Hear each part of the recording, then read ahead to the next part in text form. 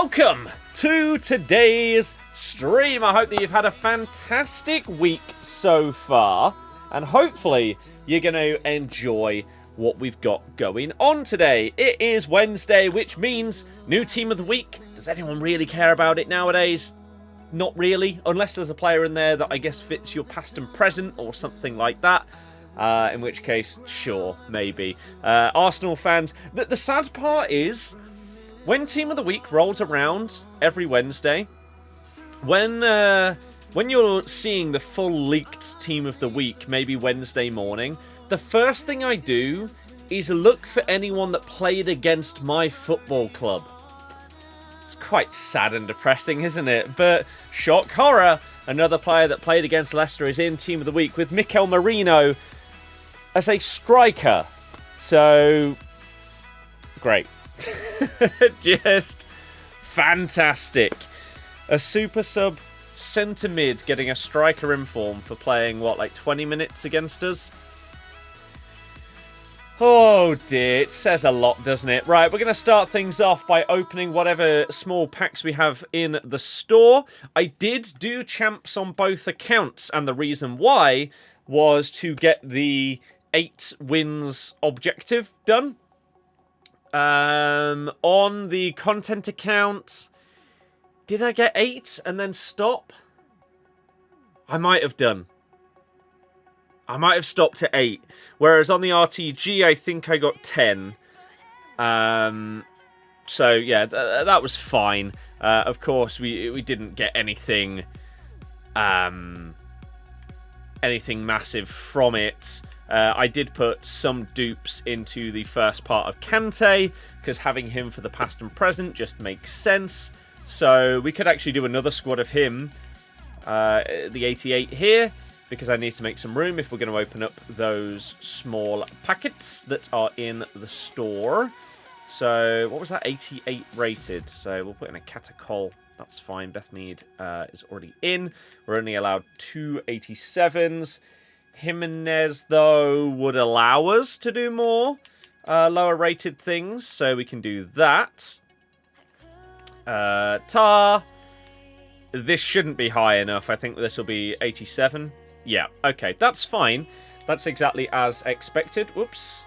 And then we'll fill in the rest from our untradables. And then, as I say, there's a few smallish packs, like 83 times 3s and stuff like that in the store. That we can open up. So an 89 in there, and then maybe an 88, 87 here should be enough. Oops, 87 is good. 86, pushing it a little bit. Yeah, okay, right. 87 rated, we'll just go with Declan Rice. Finish off that squad. Pow! There we go. There's a tiny bit of space for anything that's maybe like 85 rated or above that is a dupe like those two right there. So, did I see your Twitter DM? Oh, yes, sorry, I completely forgot to reply.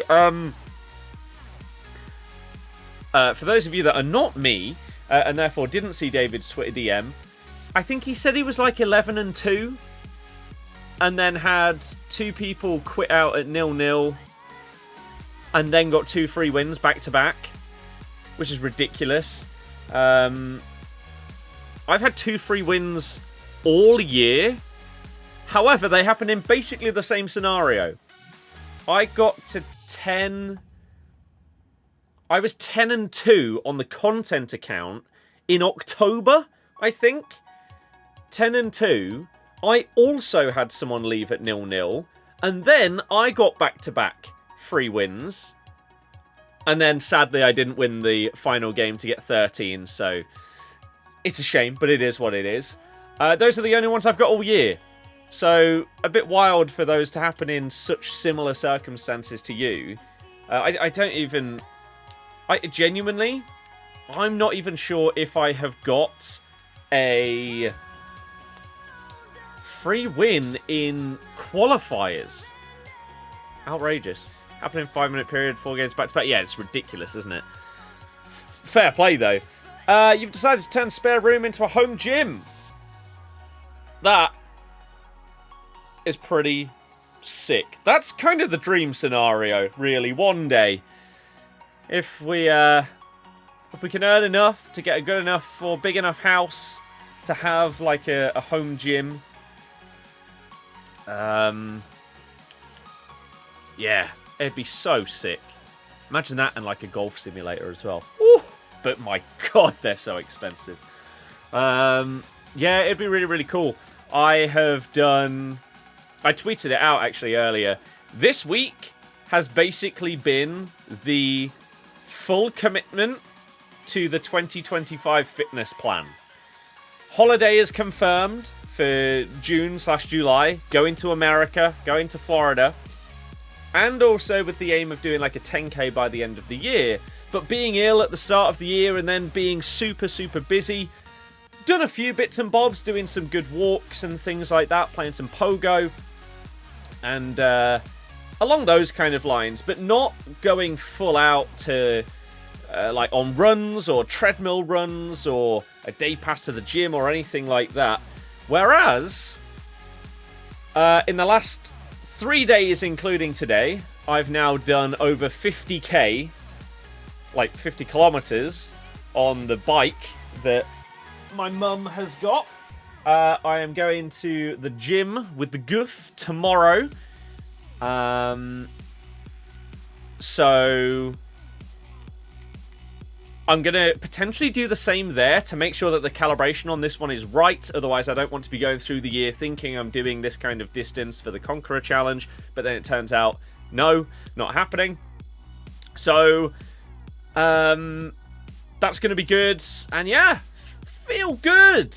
I want to be feeling fit and fresh and everything like that. Combine that with the golf. And I had some vouchers that I got for my birthday a year and a half ago that had like 18 months on them before they started to like lose value. You know, the ones that you can basically use anywhere. I don't know what they're called, but instead of being a specific, I don't know, here's a Nike £15 voucher. It's one that can be used at hundreds of places. So I decided to use those on at American Golf because I'm obviously getting into stuff. And so I now have some golf shoes, some proper ones with spikes. And I also replaced, because they were doing a buy one, get one free on half decent wedges for beginners, I replaced my pitching wedge, which is arguably my most used club at the driving range. Because when you do the like virtual golf, a lot of it ends up with the chipping onto the green for the putting and stuff like that. So replaced that and got another wedge with those vouchers. So that was pretty damn nice. We get a Grassroots greats. Look at that. Chalanoglu. Probably a dupe. So I nice. I use those and I'm enjoying getting back into the swing of things. Genius. How am I? I'm very good, thank you very much, Ben. I hope that you are having a fantastic day as well. Was that Allison? Ah, I'll take some fodder. Can I show team? I can show you the team, yeah. Happy partner anniversary. The scenes. Oh. I'm guessing he's a dupe, but it didn't think he was a dupe. Yes, of course. That's standard. There you go. Don't think he told you. On Saturday, Sim Company rang you saying they've had to delay simulator. They've had some issues with the tech recently. Won't install it till it's fully fixed. Fair enough. Yeah, that is genuinely the dream scenario. One day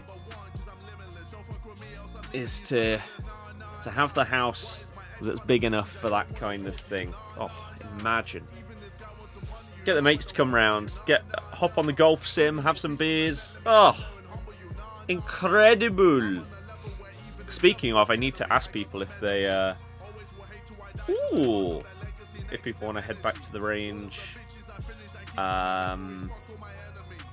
Maybe next week. Because tonight we got the UCL. Hell yeah. Cricket batting sim Sunday. I very much enjoyed when I've gone to 6s. That has been really fun. I'd like to go there again, actually. That'd be nice. Can I do a Ronaldinho review? I don't even know what card that would be. But I'm going to say there's a 99% chance that I can't afford it. Because it's not going to be 2.1 mil. Unfortunately, I don't think that's going to be the case. Thank you very much, by the way, to anyone that has tuned in. I really do appreciate it today. It's been a busy week so far, but as I say, a nice, productive, positive one. So that is pretty damn good. And hopefully we can just chill and enjoy the stream today. If you are watching on YouTube and you enjoy it, please do hit the like button. It does push the stream out to more and more people. And if you didn't see the video that I put out on Jamie Vardy, please give it a watch. I really enjoy doing those challenge-style videos. They just never seem to really do that well for me. And I don't exactly know why. Because it feels like the people that do watch it do enjoy it. And so I don't really know what to change. Whereas if people were watching it and saying, oh yeah, this is absolute garbage, I have no interest in this, I got bored within 30 seconds, then it'd be like, oh, okay, well, clearly we need to bump up some excitement or something like that. But it doesn't really seem to be the case. So, as I say, I find it... I find it a bit difficult to figure out what exactly to change in that regard. I don't know. We'll see. Who do you think will win tonight? I'll still stick with it, even though they got a bit unfortunate in the first leg. I still think City go through. I got to stick with the prediction. And I'm really, really looking forward to that one today. That should be fantastic. I was half tempted to do a watch-along for it, but I've got some other stuff that I need to do. Again, some of you would have seen what I was talking about on Twitter and everything. Or X. Trying to sort out a full PC reinstall with all the games, all the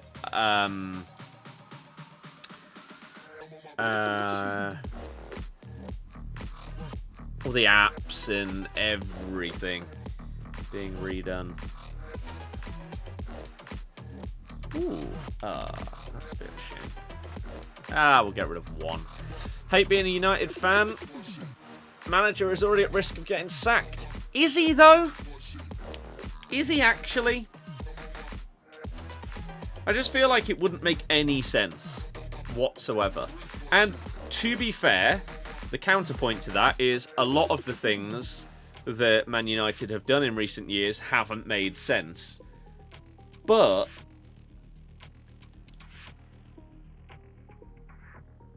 the only way that you bring in Amorim is by knowing that he's going to completely change the style of play and everything like that, and that you will have to overhaul the squad in order to make it work. So why on earth would you get rid before having the opportunity to, one, let him bring in players that fit the system, but two, to bin off a load of players that the past like 2 or 3 managers have brought in? They've spent God knows how much money on that either aren't good enough or just aren't going to fit. The amount that Ten Hag spent, you can't expect everything to just like instantly work with a new manager. Is that the I was going to say that he does have a special card. That, I don't understand. How is the Grassroots Greats coming out first before Pajur? So bizarre. This is one of those cards that is just... He's not quite it. He feels like he's... With the stats and everything...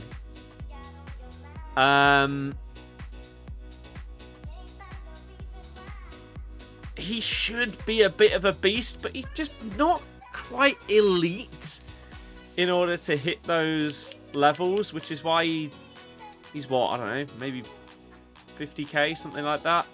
Right, we're going to have to do another squad here just so we don't waste all of these things. I know we got rid of that one Trent. You can change it back. Yeah, exactly. Exactly. 87, that's fine.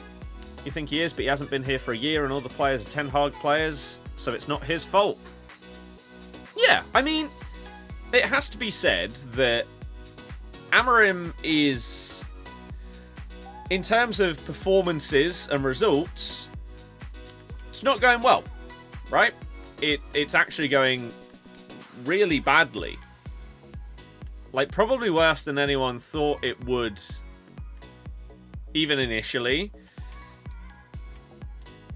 However, there are so many, like, reasons and pieces of context that need to be brought in to fully understand the situation.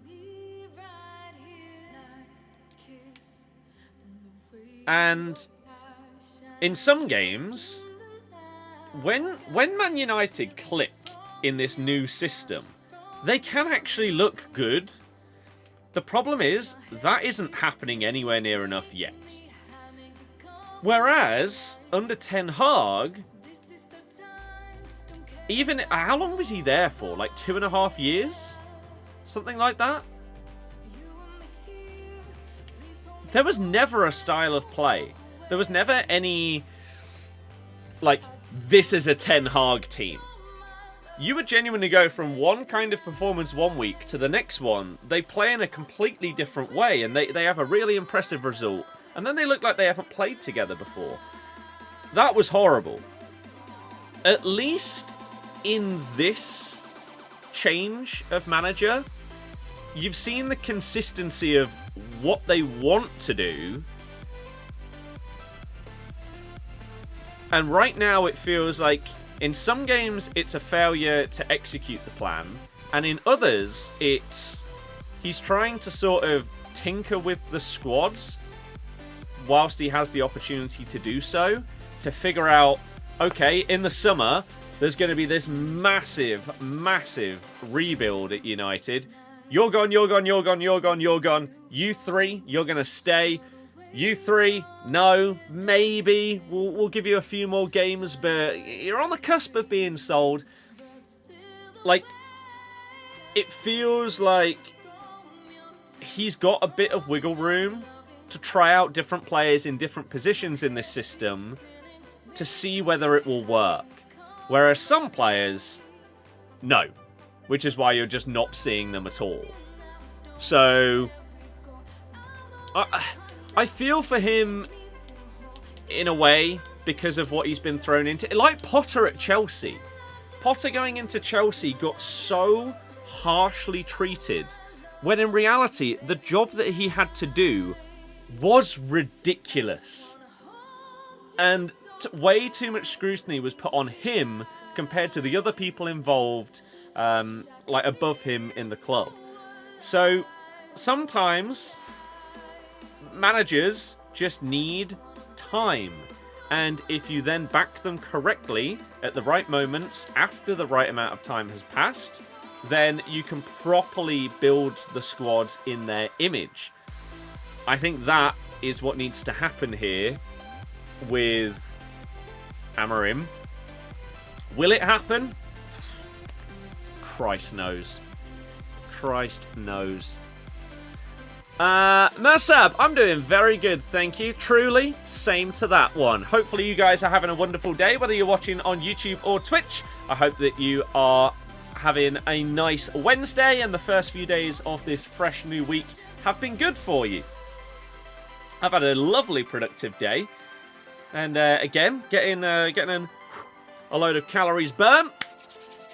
Hell yes. I'm actually slightly tempted to document like the fitness and everything with like ongoing TikToks and stuff, maybe on the football TikTok account. I don't know, though. We'll see. We will see. Then apparently the Glazers want to sell the club full 100% of it. Interesting. We'll see. Live United being the bad guy, generally. If they sack Amarin before giving it a chance to play a seat in the system, they're morons. Yep. Could not agree more. You don't bring in a project/system manager and then not give them the time to actually implement it. It doesn't make any sense whatsoever. You may as well have just gone and signed... you should have gone and got David Moyes back. Just to shore things up. Steady the ship is the standard phrase. But what you want at a club as big as United is to have this plan for the next 5 years or so. This is the guy that's going to do it. We've seen how he's moulded Sporting into his own project. Let's do that with him here. So, if they're genuinely... I haven't seen anything to do with it. But if there are genuinely any...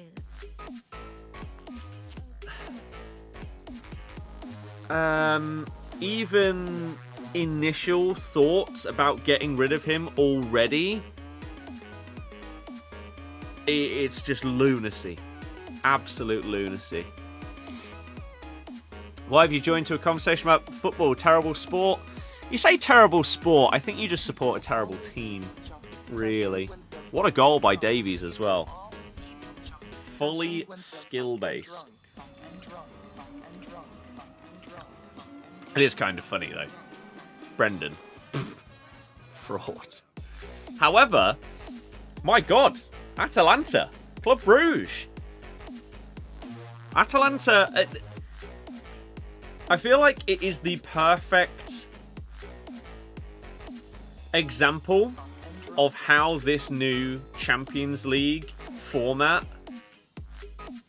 works.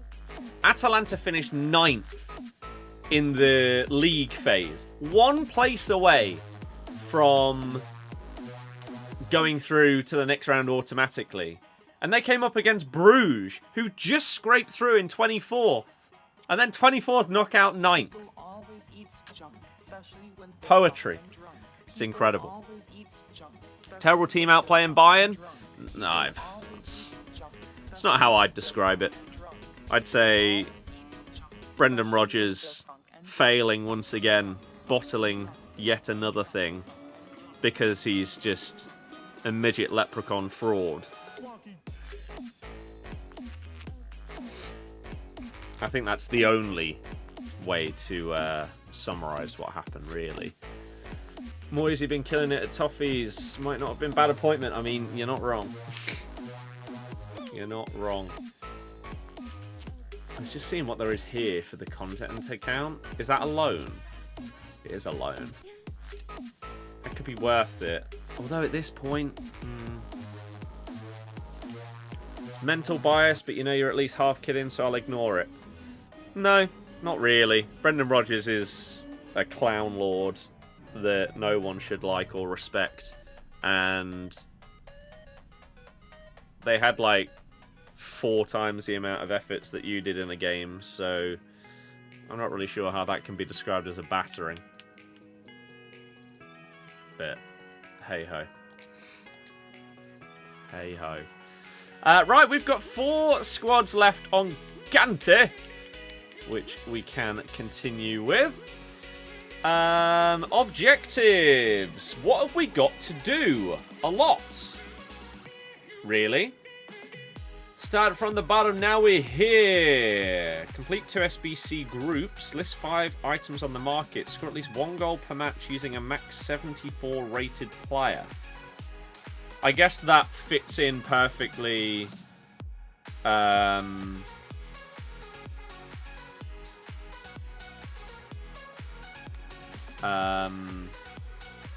With the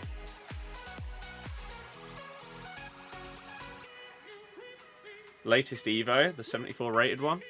Not liking Brendan doesn't mean we didn't outplay them.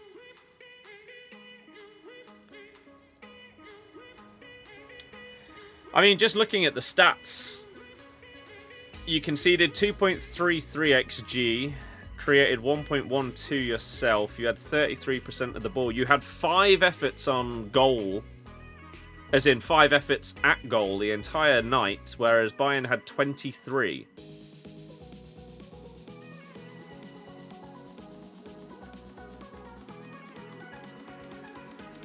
Your keeper had to make 9 saves. Theirs made 2.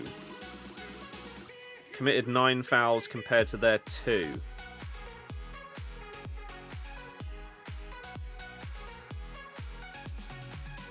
You made 48 clearances.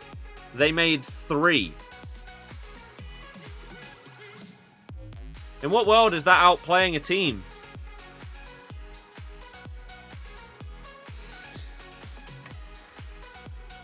Who knows?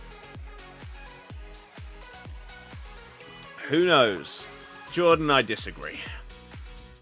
Oh, Christ. Oh, I was actually going to look at this. What does stats have to do with it? It's Bayern a super team. Stats have to do with someone saying that you outplayed someone. Just because you didn't get battered 6-0 because you're a worse team doesn't mean that you outplayed them. For example, Tamworth against Spurs. They nearly went through. That doesn't mean they outplayed them. Spurs were...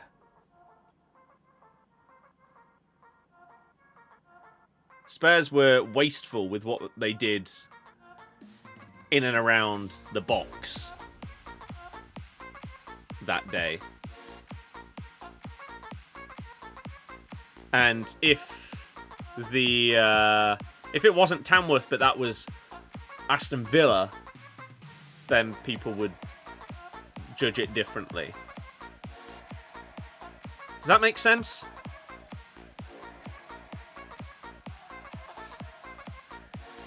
Didn't get the easiest of draws. Happy to go through to the playoffs. Yeah, that's a huge result. Atalanta have been killing it for the last, what, like 18 months or so? Something like that? Maybe a little bit longer?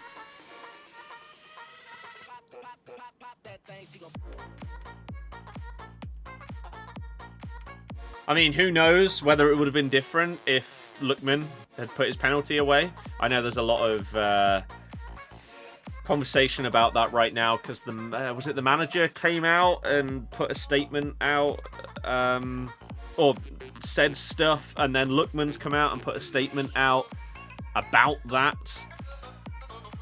So yeah, that's been interesting.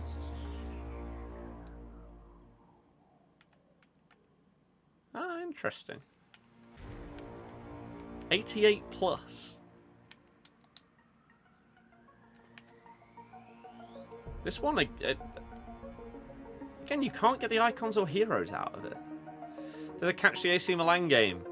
I've only seen the highlights of that one, and Theo Hernandez costing his team a place potentially in the next round of the Champions League is kind of funny. It's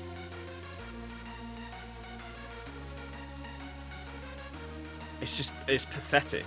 After seeing Jota get away with it the other day, seeing someone actually get booked a second yellow for a dive. Oh. Well done, referee. Well done. You love to see it. Get cheats out of the game. Scumbags. Serie A is amazing to watch.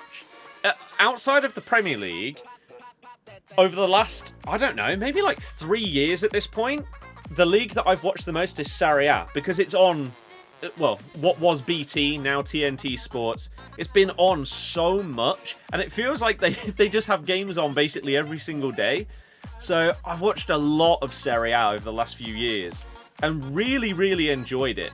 There is a lot of end-to-end matches, like you say, even in games where it should be, I don't know, like Inter playing against the 15th place team in the league. They still go for it. And when you consider that Italian football, for God knows how long, has been known for its defensive stability and things like that, the amount of teams that I've seen give it a go in games where if it were a Premier League game, that team would just be sat with basically 11 men behind the ball trying to scrape a 0-0. That hasn't happened in these games that I've seen. So that's been really, really good to watch. It's been solid. If you want to see a small team out playing a big team not getting the result, watch Liverpool Wolves. Second half, they battered us. And tried to cheat. I still don't understand that Jota dive. He could have just scored. I don't get it. Like, at least in some scenarios, if you're going to cheat, it makes sense. Because you're going nowhere. For example, I don't know. Who's a dive that's happened recently that got away with? Luis Diaz against Spurs. Liverpool again. He got away with cheating against Bergvall, where he just dived. But that wasn't in a situation where within the next 2 seconds you were going to score. It was, I think it was like a breakaway. It was either a breakaway that hadn't got out of their own half yet, or they were on the attack and he turned backwards. Can't remember. Whereas Jota, if he stays on his feet, his finishing ability, he scores. And he did the Newcastle one. Was it last year or the year before where he did the same thing? At least in that one, he might have got a tiny bit of contact. But then he took like 3 steps and then dived. It's so frustrating that Liverpool have multiple of these players that are really talented, but dear God, they're so unlikable because of the cheating and just little ratty things like that. It's got to be Klopp. Klopp's influence. You agree, but Celtic did well. Bayern finishing was poor. Yeah, but right. The point is very simple. A Celtic fan has said that they outplayed Bayern Munich last night. Right? It's just not true.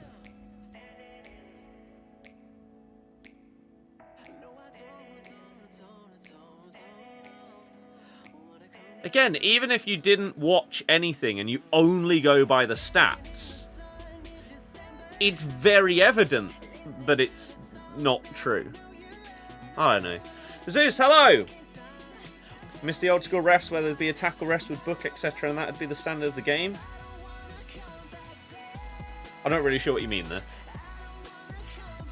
I think his mind was made up. He was going down 3 seconds before. It's just what he does, sadly. Sadly. I'm doing good, thank you very much. I hope everyone's had a good start to their week. Oh yeah, I forgot. This came back. Was it yesterday? When stuff came up and we couldn't end up streaming, I got roped into doing some editing last minute that I didn't think was going to be the case, because normally I know at least like a day in advance. I knew a few hours in advance. So I haven't done these. So let's do it. Team of the week and an 84 squads. Okay. I was going to say I have at least one team of the week in my dupe storage. Do I have another one though? That'd be good. It's not looking like it. No. Okay, that's fine.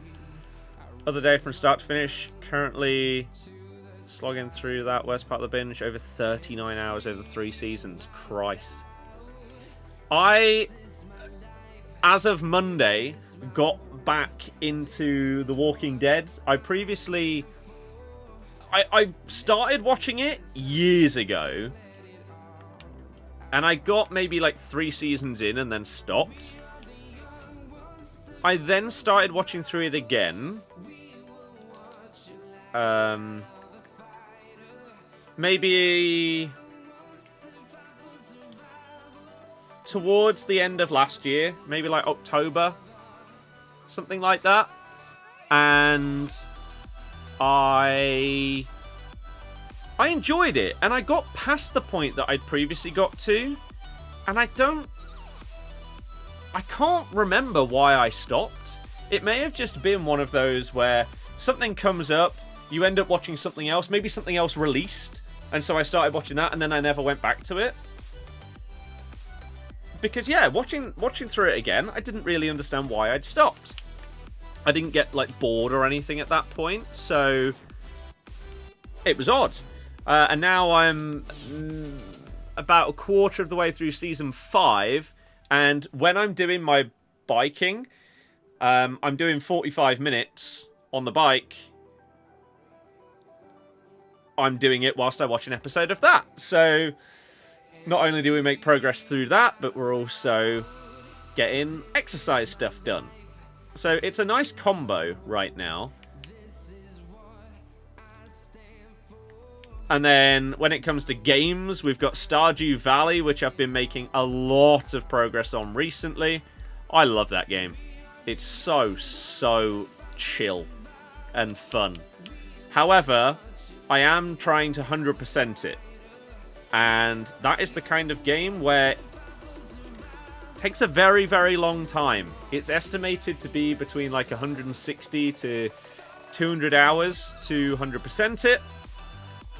I think I'm maybe like 70 in, something like that. I think it says on the save file. So I'm getting there. I enjoy it so much. I even look at this. Look how ridiculous the 100%ing of this game is, right? Of course, we've made a spreadsheet because I always make a spreadsheet for everything. Oh, why is my face not there? There we go.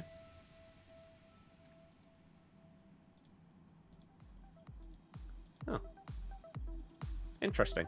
There are hundreds and hundreds of things that you need to do to 100% it, all having their own requirements and stuff like that. It's kind of ludicrous, but I like it. And then, last night, this came out, Avowed, which looks awesome. I'm going to start this on the weekend. This is going to be my new main single-player, like, story game. It's by the people that made The Outer Worlds. So if you enjoyed that, you'll probably love this. A mix between Outer Worlds and an Elder Scrolls, something like that. Not quite as in-depth crazy as Bethesda games are, but that kind of mix. So I am really, really looking forward to that. I'm not sure I'm going to commit to streaming it. Maybe I'd stream like the intro to it and then play the rest off stream, because we've got Elden Ring as the stream game. So yeah, maybe I'll do the start of it live and then continue. Do I still edit videos, people? Yes, I edit Tom's videos. Without that, the income would be not enough. So please go and watch all of the YouTube videos and somehow get them tens of thousands more views. That'd be lovely. Thanks. Half time, 4 shots on target, 1 goes rebound, 2 shots in the same play. Yeah, that's kind of mad. Right, first one of these. We get a Grassroots. Great. I would really like an inform here. That's Pascal Gross. I think I already have him, so I think that's a dupe. Inform, we need at least one in order to be able to do another one of these really easily. Was that the only walkout? Okay. As I say, I think I already have him. Oh, no, I don't. Maybe that was the content account. I got him in one of the picks from Champs. So, okay. And we do get Mr. Cherokee. Oh. Which means we can do another one. And we've benefited a gross out of that. Which is a fat dub. Have I seen the 97 pace centre-back? Is that Bombito? Grassroots, is this just a one-off or are we getting a team 2? It's a one-off. Fantasy FC starts on Friday. Hazard is in it. I actually can't remember how many players have been leaked. But yeah, Fantasy FC or FC Fantasy, whatever it's called, is starting on Friday. And if that's like previous years, that'll be 2 teams. And that's based on real life things. All the players are tied to a club. So, for example, Hazard, even though he's a hero, will still be tied to Chelsea most likely. And then the normal players will be linked to their club. So, for example, if there was a Vardy card, I know he's in this promo, but just an example. If Vardy got a Fantasy FC card, then you get upgrades based on the team winning X out of their next, like, 5 matches. Maybe you need to win, like, 2 out of your next 5.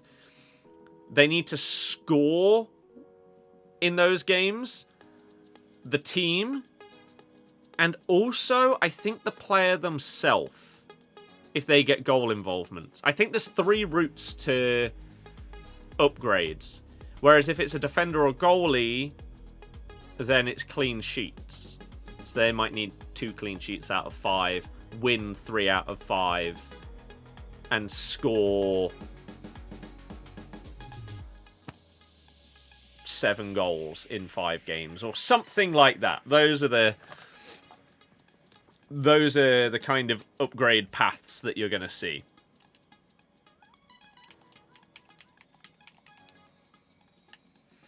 So yeah, that starts Friday.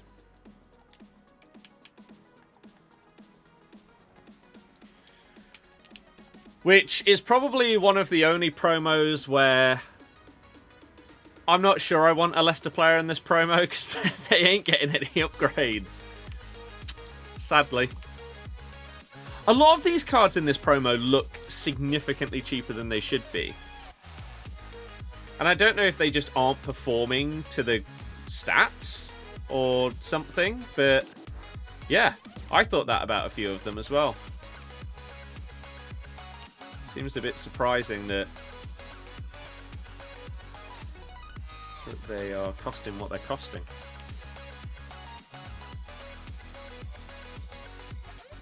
So yeah, this was a new promo, which I like.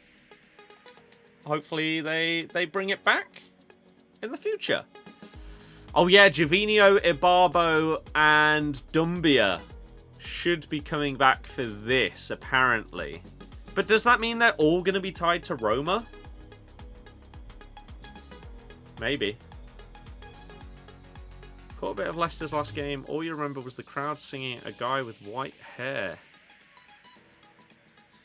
Can't say I know, because, of course, I was there and I did not fancy watching the game back. Oh, right. The protest that was garbage. No, he's not the owner. He's the director of football, John Rudkin. Yeah. Yeah. No walkout. No inform. That is one of the worst ones of these that I've seen. Wow. They're not performing at their stats. Tried Riyadh and that Williams girl. That's sad. I can't remember. So who did I get on this account? Let's have a little look. So the RTG specials. I got Vicario, Pickett. Maybe Di Lorenzo and Pickett from the picks from rewards. and then Vicario in one of the packs. I think that's what happened. Or Vicario might not have even been in... Wait.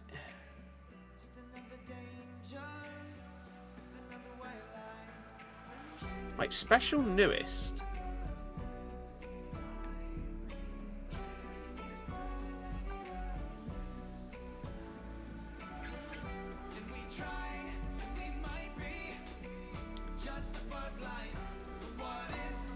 Am I going mental here?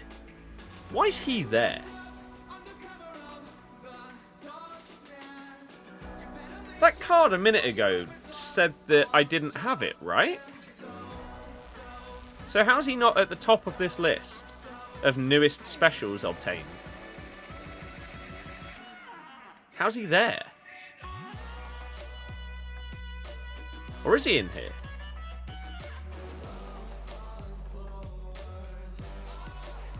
He is in there. Okay. I don't know then. I don't know what's going on. Let's just ignore it. Let's put in you.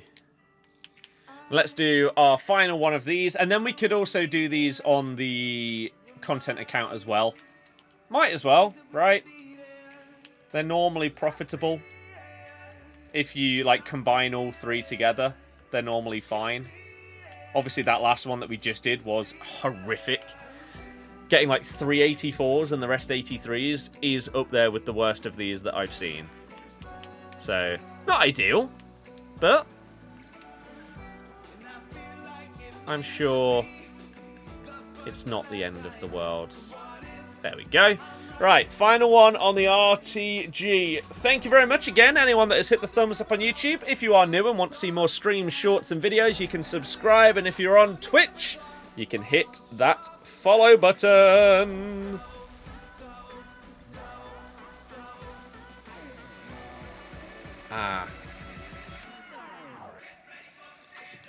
Unfortunately, we cannot offer you to combine that because these challenges are consecutive.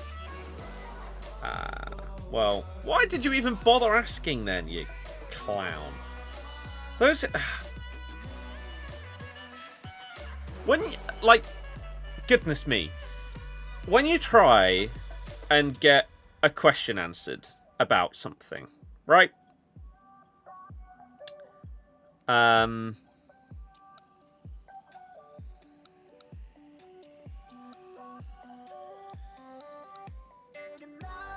So I'm doing this challenge, the Conqueror challenge, where you have to walk/cycle X amount of distance, and you get your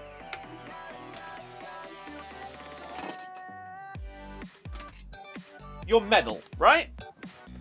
To show that you've done it. And some of them you have collections. So this is obviously part of the Game of Thrones collection. Come on.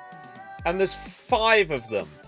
In order to unlock the 5th and final one, you need to complete the 4 that are part of the collection. And that unlocks the 5th one, which is like the coolest medal and stuff like that. So I sent an email because me and my girlfriend were both gifted one for Christmas. So we both did separate ones. So I sent an email asking, okay, can we combine our progress? Because otherwise, she's going to have to do the one that I've done and pay for that in order to unlock this final one. She would have... In total, we would have done 5 challenges when you only need to do 4 in order to unlock the last one. So I sent an email asking, okay, is this potentially going to be possible that we could combine these, right? Sure, let's ask. If the answer's no, sure, okay, I'm not expecting it to be a yes. The response was, regarding your concern to provide accurate information, we need to know if what you want is for your girlfriend to do the 2nd Game of Thrones challenge, you the 3rd, and so on until you get the 5th medal. Right? That sounds like I can do numbers 1 and 3, she can do 2 and 4, and therefore we'll both unlock the 5th one. does it not? That's how I read that. Which is a lovely, positive response. So I then clarify, and then finally get an email back saying, no, you can't do it. What's the point in the first email if you're just going to reply saying that it's not possible anyway? Clown! Misleading frauds. Just tell me that it's not possible. Don't waste both of our time. Drink, hello! I'm doing good, thank you. I hope that you are too. Welcome to the stream. We'll dedicate this pack to you. Welcome! It's a crap one. Thanks for that. Stoichkov or Team of the Year Cantona? I haven't used either. So I don't know. Sadly. Is the only way that I can answer that. Wow, these have not been good for me. Yeah, I haven't used them. In terms of coming up against them, that also hasn't really been a common thing. So I don't know if that means that neither of them are great, or they just aren't that common. Because every time you go into Rivals or Champs, you seem to come up against Team of the Year's first owner, left, right, and centre. Or R9, Mia Hamm, first owner. How everyone in the game seems to have these cards, I have no idea. But it means that I don't see the likes of those kind of players that much to be able to say, oh yeah, I hate playing against that guy. I'm honestly not too sure. Cantona, I would say, of the two of them, looks better. But, again, because I've not played against them or with them anywhere near enough to properly judge, I can't truly say.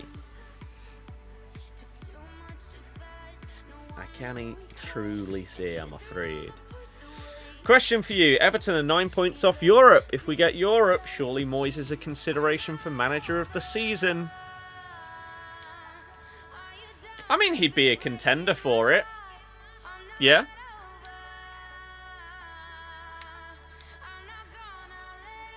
However, winning it over Arne Slot coming into the Prem and winning it on his first year, or the likes of Nuno potentially getting Forest in the Champions League, seems very unlikely, I would say. Oh, that's what I was supposed to do. I was supposed to send this.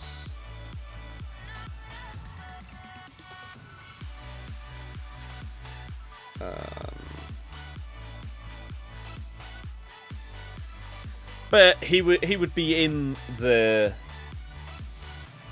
He'd be in the voting, I guess. Maybe he'd come third.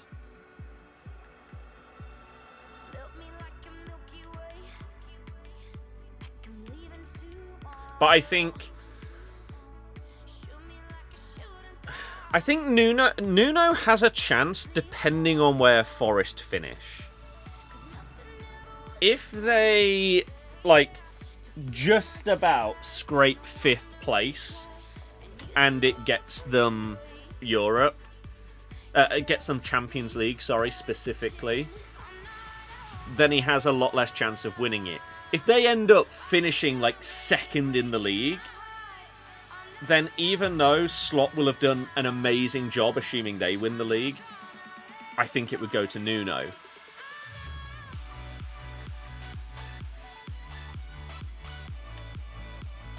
But who knows? Who knows? Oh dear. Still expect Forest to drop off. So do I. But...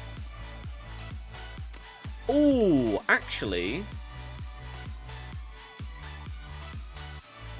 I did one of the... oh, I was going to check who I got on this account from rewards. I also did that icon pick. Who did I get from it? I finished off this on both accounts. Marcus Leonardo.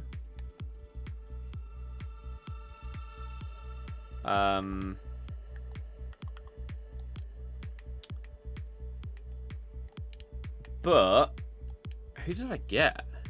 Bournemouth. Yeah. Areola will probably be, again, if there's like a 5-man shortlist, he's in it. Are the 83x14 worth it? The vast majority of the time, the answer to that is yes. My 3 that I just did on the main account, not great. Let's hope that these 3 are a little bit better. Oh yeah, I got Eto from doing that icon pick on here. So, that was okay. Take that. Nice to be able to whack in for any videos. I think it's like 300k, something like that at this stage. 400, just over. Pretty good. And then I can't remember which ones of these came from rewards. Don't know. I need to do my Maradona as well. It's maybe the worst promo of the year. Team of the Year is the worst promo of the year. Comfortably worse than this. Did you hear that correctly? You're at the Arsenal game. Yep. I've only missed like 4 home games in the last like 20 years or something like that at this stage.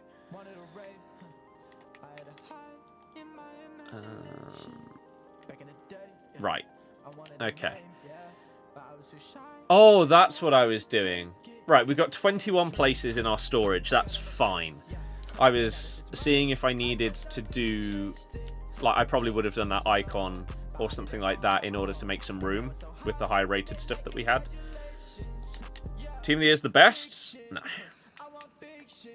Team of the Year is a rich man's promo where the average player... Team of the Year, for an average player of this game, the main Team of the Year squad and a chunk of the Team of the Year icons are not relevant until they come back in packs around Team of the Season. Because they're just ridiculous cards.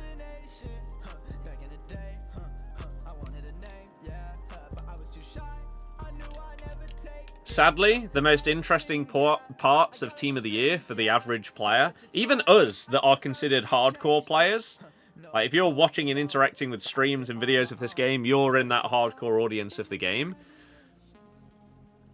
Even for you, the most interesting part of Team of the Year in terms of relevancy to you and your account is probably honorable mentions, like that Harry Kane SBC, stuff like that. And then maybe the lesser Team of the Year icons or something like that. I don't even know who like the cheapest Team of the Year icon was or is. But the actual, like, the Team of the Year forwards, they're not relevant. Not for months. And that is why it's the worst promo. Oh, what am I doing? Team of the week. No, I don't. What am I doing? How long you had a season ticket? I don't know. As I say, somewhere around 20 years, I would guess. But I couldn't tell you exactly. I can't remember. You've got an icon pick. You need Hullet. Well, good luck. Would I say the icon pick / pack is worth it if you can only use Rio from it?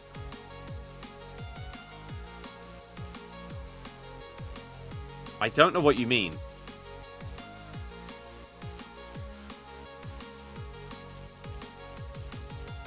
So you would do this icon pick, but the only player... I don't know what you mean. I don't understand how there's a world where you could be doing this SBC and the only card that you could use is Rio. I think I need a bit more context, or maybe a rephrasing of things. You can only use players from Dorsetshire, past or present. What? Now, my geography is not the best, So you're going to have to... What does that cover? You already have Future Star Best. No. No is the answer. If you're doing an icon pick with the aim of getting one particular player, no. It's not a good idea. Grange, I'm doing good, thank you very much. Randell, again, I disagree. Bournemouth is... oh, wow, it's there. Is the only big club you'd say that's in the county. So why is Rio in there? Who did he play for?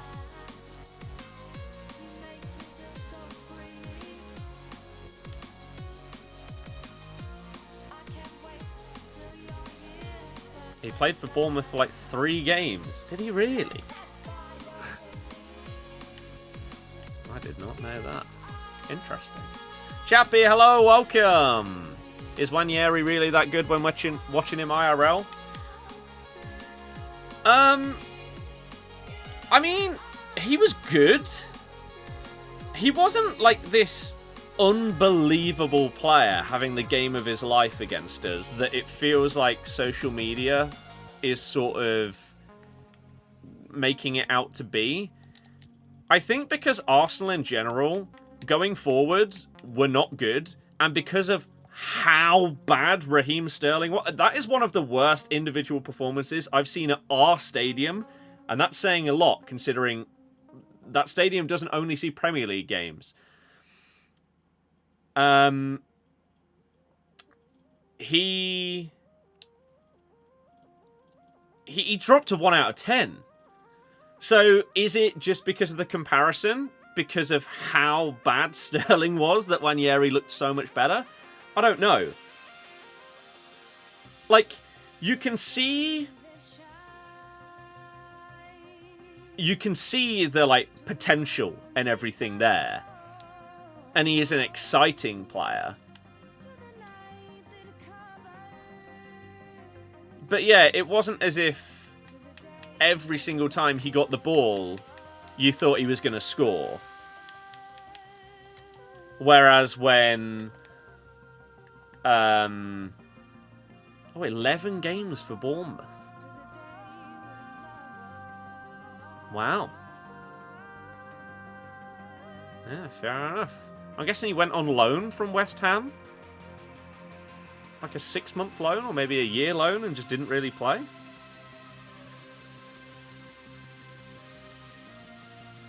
Alright. Everyone remembers QPR Rio Ferdinando. Falling in the net and just thinking, no, that's it, you're done out here. But yeah, wow. Let's have a little look. Rio Ferdinand.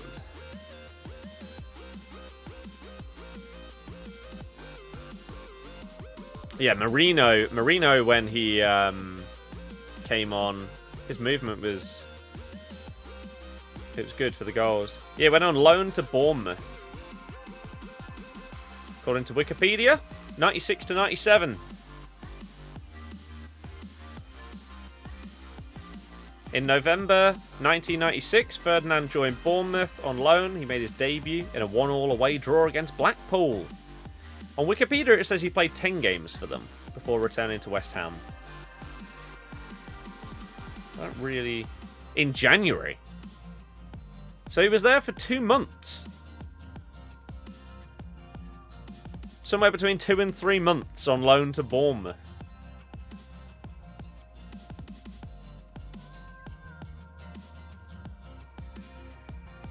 Ferdinand then joined Premier League club Leeds United for 18 mil. British transfer record. As well as becoming the world's most expensive defender.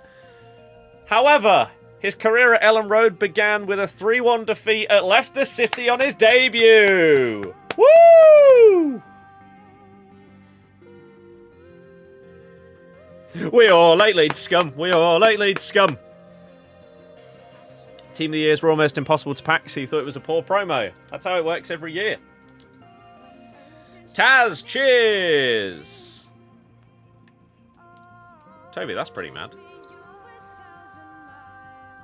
Not feeling the best day, still got all your rivals to play. Oh yeah, Christ. I think I've played a little bit of rivals, but definitely not enough for rewards. Oh well. But yeah. Drink, unfortunately, I was on the receiving end of that performance, not supporting it. J, yeah, it is. Right. 83 times 14, number 1 on the content account gets us a walkout. Gundogan, is it a single walkout? It's a double! With the second one being... Messi! Messi! Leeds fans getting cocky again. We know what happened. Ooh, and Vicario for this account. After they got a big win last season, you predict the playoffs. I mean, what's the table looking like? That was a big win against Sunderland. I mean, they're 7 points clear of third. Would they really bottle it from this point?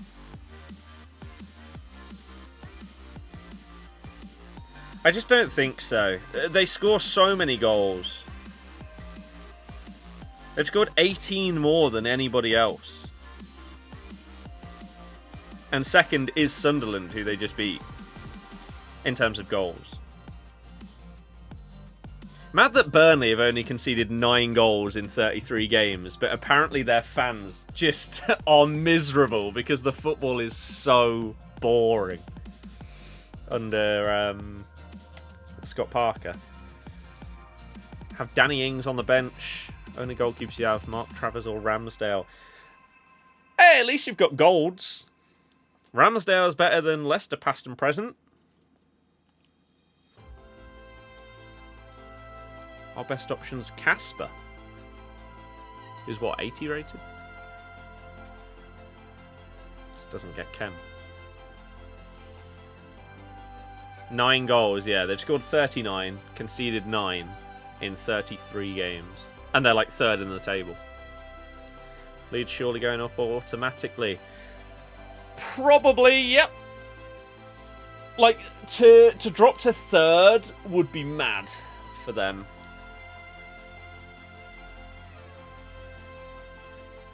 But with the Championship, when it gets down to it, and you've got games every like 3 or 4 days, it can happen.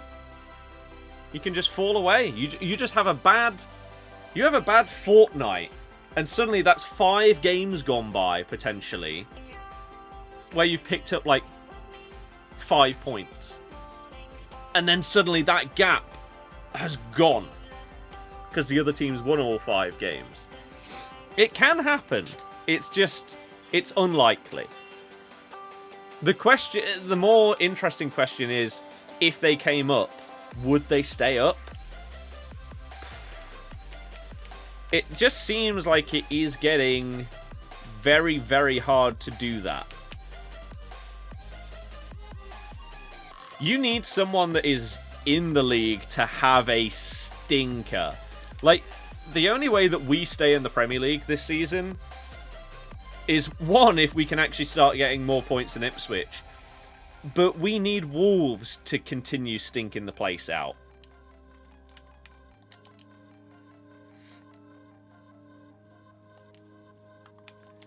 Which is a bit of an ask when they have someone as good as Cunha available to them.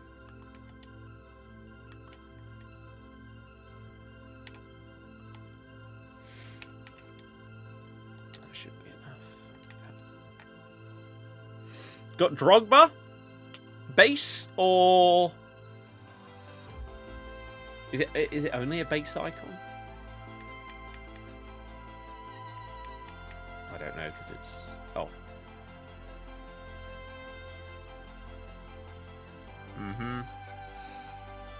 Fair enough. I mean, Drogba can be a monster if you utilise him correctly. Return to FC after 2 weeks of Kingdom Come. How's it been? It's been okay. The gameplay in Champs is still horrific, but outside of that, it's fine.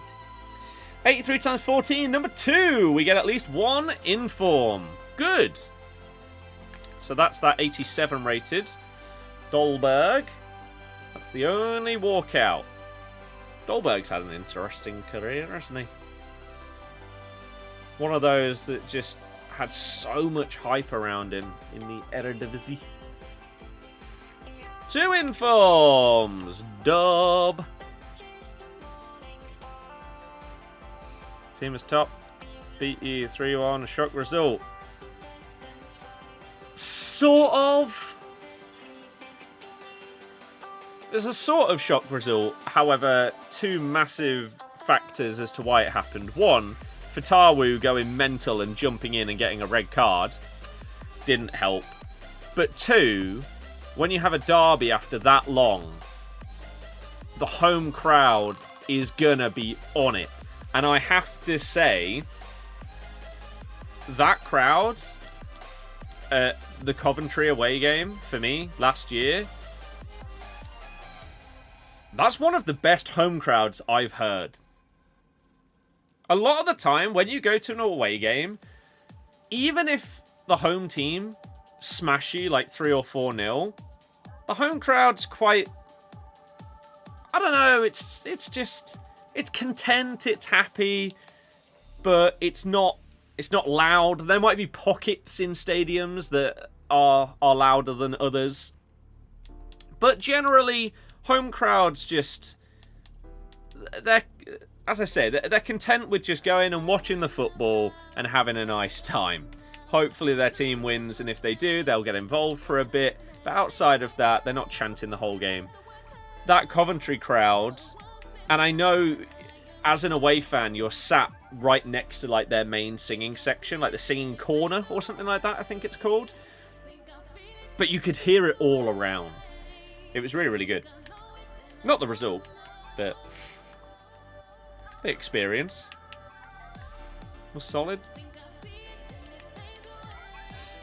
Seem to have missed out quite a good bit of content. Evo's looking decent. Yes, I'll show you an updated look at the Leicester past and present team. Once we've... Shut up.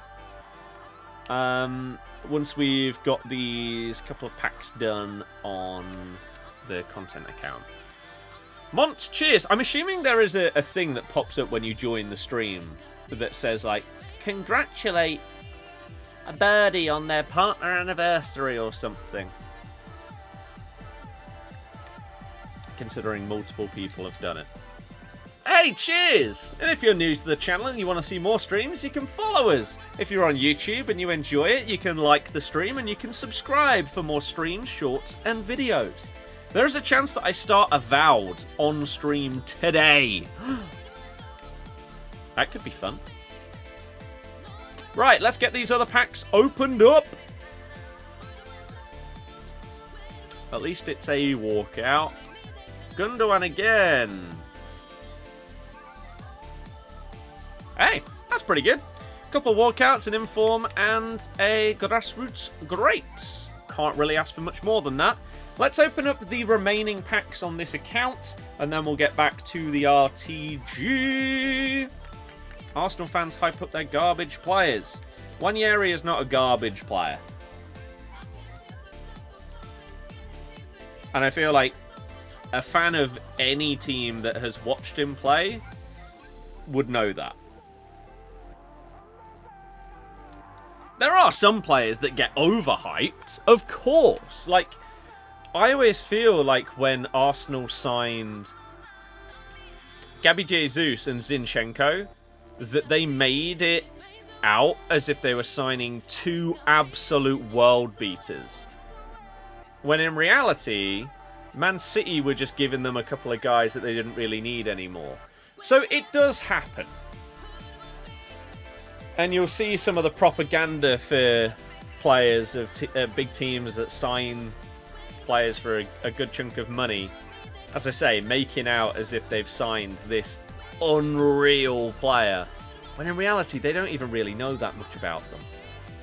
But Wanyeri's a guy that's coming through the ranks at youth level, and he's looked good in the few games that he's played for the senior team so far. Again, he was good against us the other day. I do agree that I feel like it was a bit of an overhyping of his performance, but that doesn't mean that he was close to bad. Definitely not. Lee, that is a nightmare. Not gonna lie. Haaland! Yeah, that is not ideal. Ooh. A lady. Grassroots. Great. Williams? I can't remember. There's a few women in here that... Yeah. I can't remember. Is it Swanson, the winger? I don't know.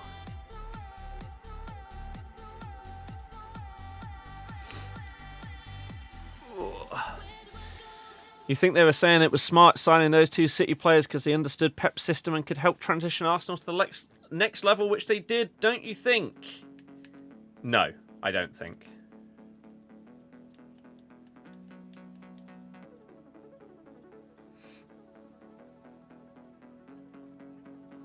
I don't think Zinchenko has transformed anything. Gabby Jesus is injured the majority of the time. And when he has played for Arsenal, when he's played up front, he's not been good enough. And when he's played on the wing, he hasn't looked like a winger. I feel like they bought them because Pep is like this B-Tech Arteta. It feels like, yes, maybe that is the reason why they bought them, because they were so desperate to try and be like Man City that they wanted some of their players. But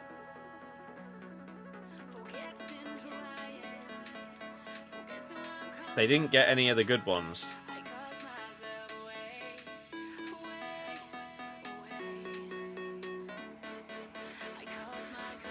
Good against lower teams. Let's see him do it against bigger clubs. You've watched him stink up the pitch.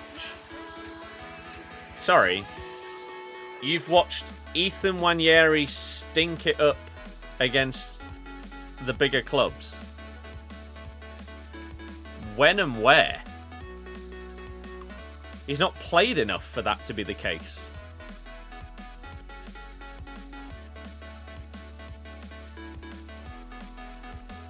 And recently, yeah, again, against us, we're not the big teams that you'll want to see him perform against, but he was good against us. He was probably up there with their best players. But he scored a worldie against Man City like the week before as well. Oh. Is that being ignored for some reason? I don't understand. Wanted to make your Stoke team a past one too, but players like Shaqiri have fell off somewhere. Yeah. Sad times. We used to go COF matches, Championship player finals, FA Cup semi-final. I mean, I'm not really sure that you can really talk about the passion of fans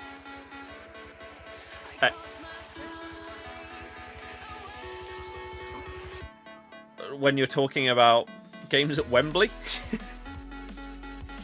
I think it would be extremely unlikely that a set of fans going to Wembley would not be loud and passionate.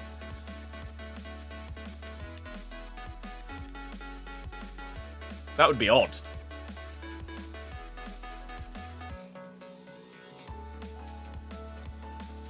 We need Gordon Banks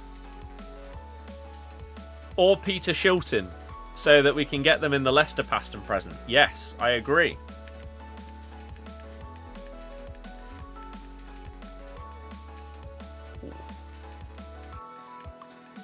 That'd be really nice. think the main strength of Wanyeri, Saka, Lewis, Skelly is the great decision-making. Calmness while doing that. I think that that is one of the most underrated aspects of footballers. And why you see some guys make it and others not. The amount of times that I've spoken over the years about players having a footballing brain or football intelligence, it's why someone like Yuri Tielemans will always be in that high category. The vision, the reading of the game, compared to... Who's an example?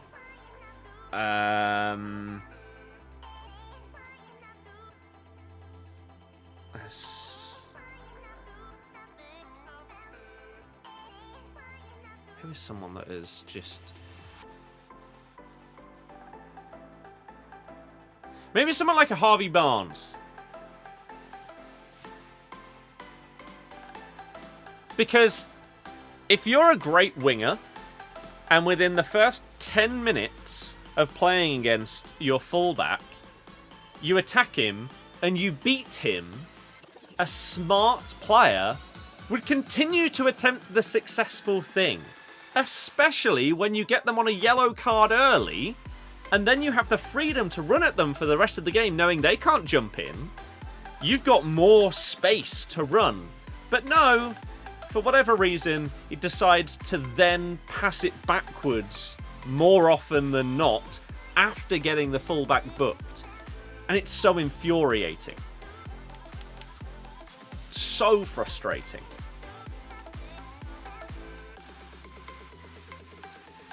And then again, you have these other players that they're constantly scanning what's around them. They know what's happening, it feels like, before it even happens at times. And it's really, really impressive. And so they can do these first-time passes that look unbelievable, but it's because they've been looking around. They know what's available. If I receive the ball, I know exactly what I'm doing immediately, rather than receiving the ball, then taking a look around. Oh, what's available now? Oh, let's go for this pass. You see it a lot when it comes to decision-making in forwards, that some players, and off the top of my head, I'll give you two names, who seem 1,000 times better when they have to take a shot at goal with their first touch. And it's instinct, rather than having time to make decisions. Olivier Giroud is up there for me with one of those prime players that fit into that mold. You give Giroud a first-time finish anywhere in and around the box, he can potentially score a worldy goal. But then when he has time to think about it and make the right decision to maybe go for a 1-2 or take the right shot, he didn't seem to be able to do it correctly. I feel like you also see the same thing with Darwin Núñez, where if Núñez is just getting into the position and having the opportunity immediately, and he has to shoot first time, that's when you'll see him score the goals.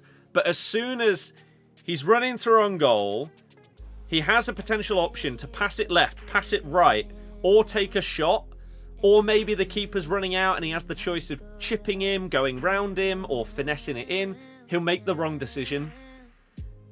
And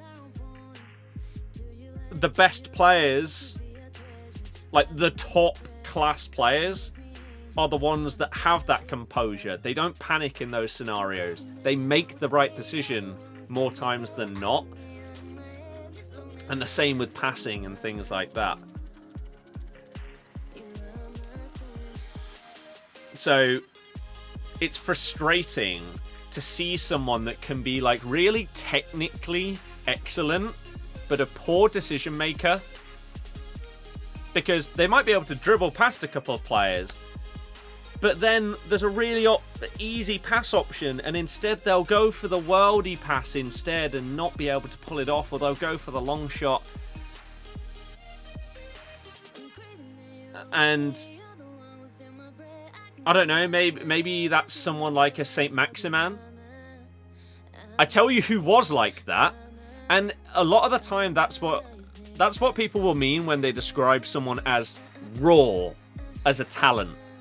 They have the ability there, but then they just need to piece it together to become a more complete player.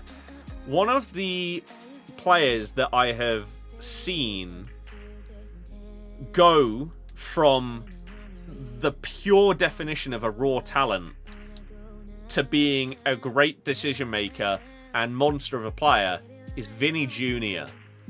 I don't know how many of you watch a lot of Madrid and Barca, but I specifically remember watching him when he was first breaking through into the team. And you'd have what I was just talking about. He'd beat a man or two, but then instead of like slotting it through to Benzema, he'd take a shot from 30 yards, or he'd go for the spectacular rather than the simple thing that benefits the team the most. I can't remember if I'm making this up or if he was the player that Benzema was speaking to someone else with when he said, "I swear he's playing against us." Was it Vinny? It might have been. And if it was, then that's exactly why. But some players, through management, coaching, and just experience, massively improve at that. Others never seem to. So it's interesting to see the players that do make that step in terms of their football intelligence, and the ones that just never seem to. Both love Robert Huth card with 3 free kick accuracy, yeah. Robert Huth, Premier League hero card? That could happen. Goal against us was great, yes, but who doesn't score goals against City? A fair few teams. You should have won that game because they had nothing up front. Well, the only reason why we didn't go 1-0 up in that game was Lewis Skelly. That touch at the back post, it was like the last thing Ayew did, and the one of 2 only good things that Ayew did in that entire game against Arsenal. He played like 70 minutes. That cross to the back post, I think it was to Bobby D. Cordova-Reid, and Lewis Skelly got that touch on it that put it out for a corner. That was phenomenal defending. Because if he didn't do that, man, we're 1-0 up against the mighty Arsenal. The only other good thing that Ayew did in that game was kick Thomas Partey when he was on the floor at one point. That was... I think we can all get behind that kind of thing. Good news for Leicester. Paqueta looks to be out for 4 weeks ahead of our game next week. That'd be really, really good. Taking them to penalties. Yeah, that is pretty insane. Where's Morgan hero card? Could do. Ah, we'll take an inform. It's another Dolberg. Don't make centre-backs like Huth anymore. Am I happy to see Andy King back at Leicester as first-team coach? Yes. I think it can only be a positive. Really. Andy King was a player that should have left the club a long time before he did. But it's one of those... He's done everything with you. He's a club legend kind of thing. So that's why they stay. Even though, if it was a player that didn't have those ties to the club, they would have left years before they eventually do. And sadly, your loyalty and dedication to the club then ends up hindering it, because you want to come back bigger and stronger than before, but you fail to do that again and again and again. I think that's the only real blemish on him, really, and his time at Leicester. But he knows the club inside out. And helping promote some of the young starlets that we have at the club right now. Like, there are big teams linked with our youth players. So if he can potentially help with pushing them up to the senior squad and getting them to stay here, absolutely worth it. Absolutely. Like, we've got a 15-year-old winger that is, again, being looked at by every big club in England that looks insane, Monga. And then we also have Jake Evans, who's a striker who is 16, playing in the under-21s, that is scoring goals for fun. Breaking records and stuff like that seems phenomenal. So if you can potentially help with the process of getting them closer and pushing towards the senior squad, hell yes, please do. That would be great. That would be fantastic.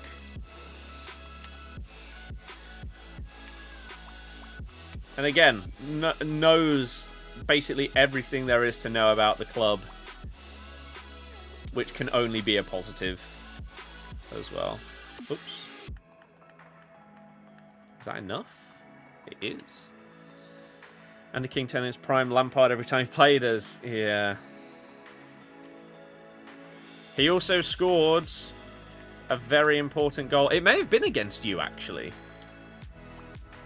To sort of, like, kickstart the Great Escape. Him and Ajoa? Maybe? Jerry Taggart, Richard Cresswell. Sure they played for you before. I don't know about Cresswell. Taggart definitely did, yes. King also scored against Man City in the Cup. I think it was the Cup anyway. It was against Bravo in goal. Did we then lose on penalties in that game? Soyuncu passed one straight to him. And so did somebody else.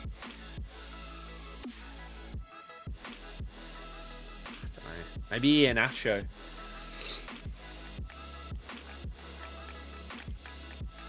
But yeah, there are some, like, older players that could come back as, like, heroes that have ties to Leicester. Muzzy, is it? Oh, come on. But I think someone like a Robert Huth is more likely to get a hero card than, for example, a Wes Morgan. Because, yes, Morgan was the captain of the most unlikely title winners in Premier League history, right? Sure. Is that alone really enough to get you that hero card compared to Huth being a part of that, but also playing for multiple other teams in the Premier League for years, being a solid centre-back? Had time at Chelsea, didn't he? Loads of years at Stoke. I feel like that is that's a more likely player to receive a hero card.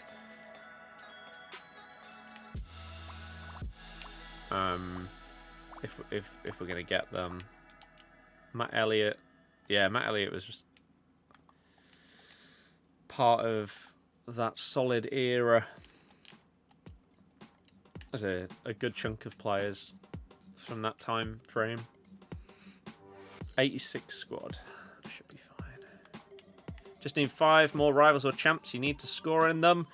Keep smashing it. Keep it going. Thank you once again, anyone that has hit the thumbs up or like button on YouTube. I really do appreciate it. If you are enjoying the stream and want to see more, then you can subscribe. We also do short form content and normal YouTube videos. Speaking of, if you want to see the latest challenge video that I did around Jamie Vardy's new card, please check it out. And if possible, give me some feedback. I love doing those kind of videos where you base it around a player, you like spin a wheel to get some challenges based on their history, the card and everything like that, build a team around them. I really enjoy them. You've seen other people do a lot of those videos over the years. You've had people like Raz, Danny did it at one point as well.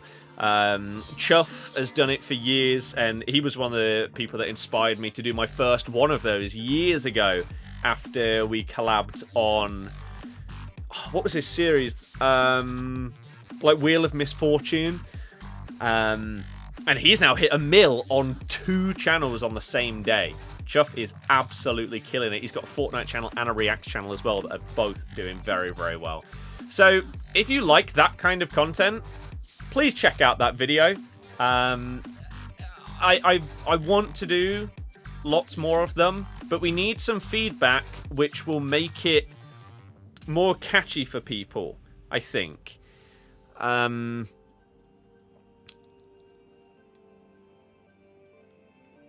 think that's maybe the thing that didn't quite happen with it. Like, the average view duration isn't super long on that one, and the retention isn't incredible, so maybe we need... I don't know, a little bit more jeopardy or something like that, or a slightly better hook at the start, but I thought it was okay. So we're going to have to try and tweak things, but as I've just said a few times, if you could check it out, I can't remember how long the video ended up being. Was it like 12 minutes or something like that? I would really, really appreciate any support and feedback on that video. If you're watching on Twitch and you want to check it out, you can obviously do !YouTube or just click the link below. And again, go over there, check it out, and I'd really, really thank you for it. Think Real Madrid's going to smoke your team tonight? I think City go through, and I don't know why I still think that, because everything is sort of pointing to it not happening. But maybe this is the thing that needs to happen for me to finally, in my brain, realize, yeah, they just aren't doing anything this season, are they? Maybe this is the game or results that would make that happen. There we go. Guessing loads have 5 or 6 players for FPL tonight. Yeah, I don't know if I've got any Villa. But I have Salah. I might have Trent. Can't remember. Right. So... in no universe City's going through tonight. I mean, you say that, but they conceded 3 goals that all had big elements of luck in them in the first game. So if the luck then went their way tonight instead, there you go. Let me just very quickly do this. Yeah, I didn't risk Rashford. I was tempted, but I didn't do it in the end. I brought in Wanyeri instead, because I thought someone from Arsenal is going to do well against us. Let's risk it on him. He's really, really cheap. So that worked out okay. But yeah, as I say, there's a fair amount of people here today, which is good to see. If you are watching on Twitch, my name is Scott. We're streaming very, very often with this game and then others as well. We're potentially going to start Avowed today, which is a new fantasy RPG. I'm really, really looking forward to that one. So, yeah, maybe we'll start that once we see 6 PM content, and that could be a lot of fun. So if you want to see more, you can follow. It's, of course, free. And if you're watching on YouTube, we're doing short-form content, long-form YouTube content, and streams. Mostly of FC25, but occasionally, again, the streams continue with other games as well. So if that all sounds good to you, maybe hit that subscribe button, and we can do more and more of those Vardy-style videos going forward and have a lot of fun. Here we go then. Content account. Are we going to get anybody good? Shall we Yeah, let's stat reveal these. Why not? Let me turn that off. And once the... There we go.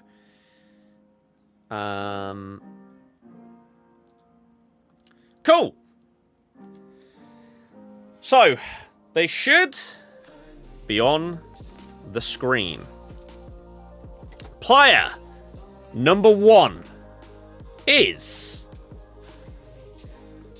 Have we got the right screen up? We have. It's not a good start. But if we've got like 90s for dribbling, then we can excuse the stamina. 89's okay. We need to see really high stats in the rest for this to be a banger. Great passing as well. Pretty damn good shooting. Oh dear. Player number 1 is Hadji. Okay. Now, if I just press that... Okay. Player 2. More physical than the previous one. Ooh. How do you have that low defensive awareness with those defending stats around it? That's odd.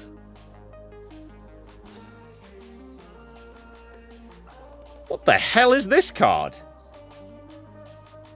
It's going to be some kind of promo card that I just am not going to be able to identify.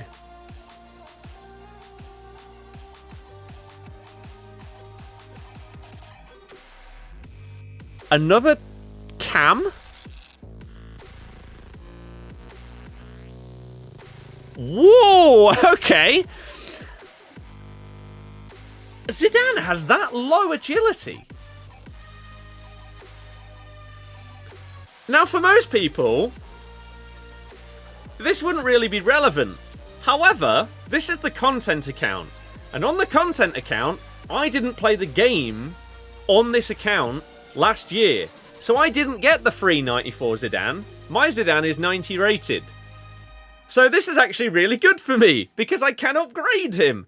He's also probably still worth a chunk. So unless there is someone significantly better in here, we're going to get a Zizou on this account to match up with the free Evo that everyone else got. Player number 3. Wow. Okay. Right. Ideally, we don't see good defending stats here. And maybe this is just a striker that's got nice physicals. Oof. Okay. Ooh.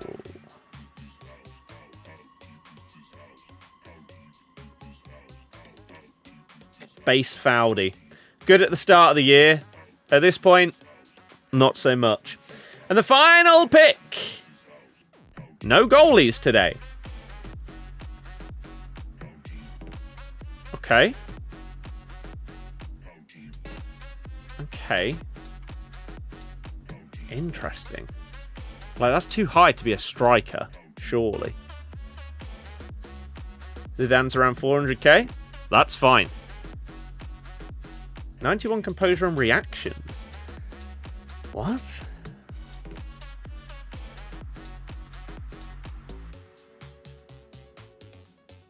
The hell is this? Base David Beckham. Okay. Well, if we could Evo Beckham, then sure. But I don't think at this point...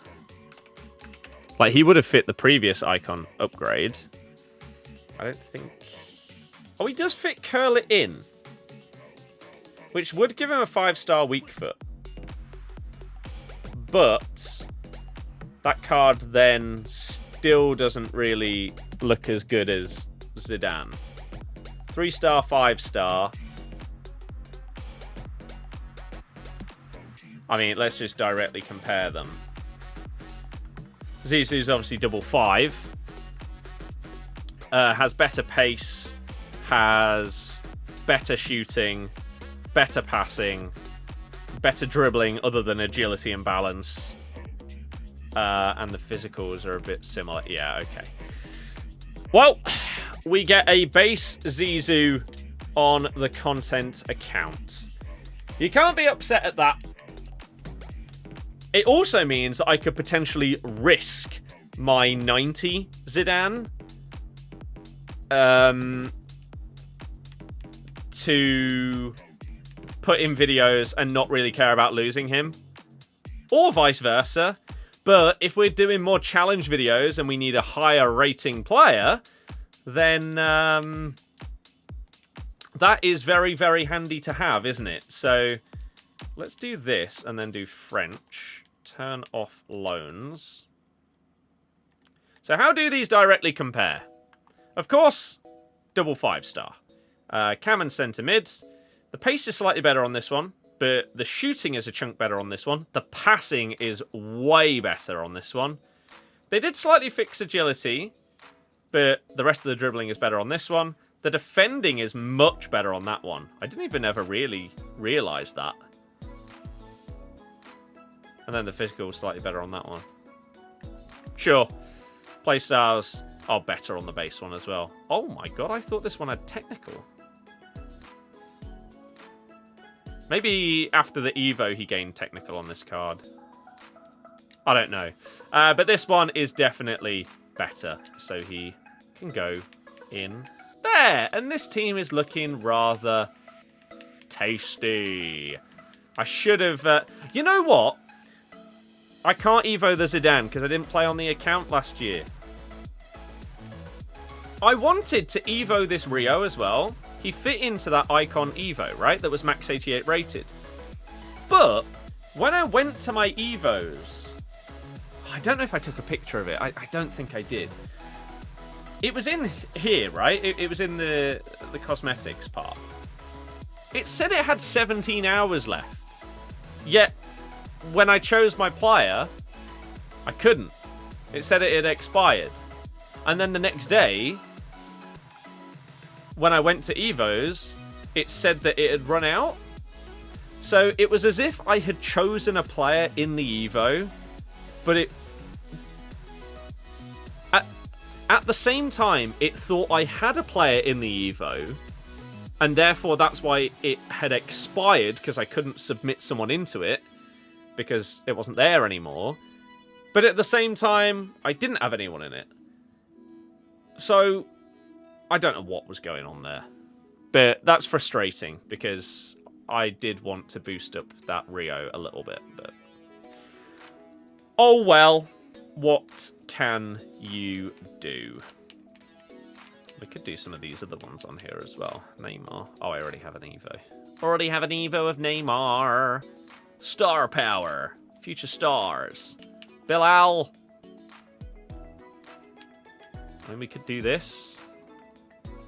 Does boost up his shooting. Gets him some composure. Gets him Travella. Quick step plus. We could do Bilal. A few less to fit in the Star is Born. Yeah, I haven't actually looked at who I'm going to put into this. Let's have... Because we got 10 minutes till content.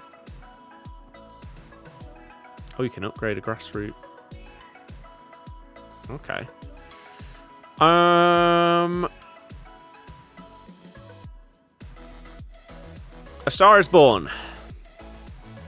Eligible players. Past and present. Leicester.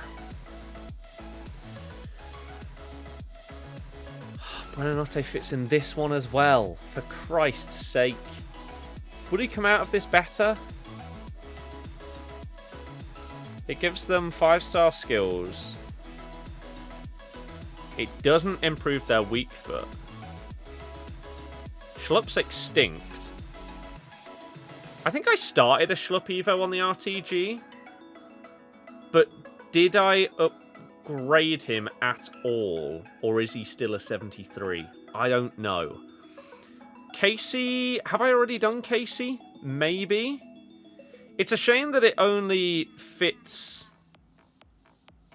players that have a 3-star weak foot at best.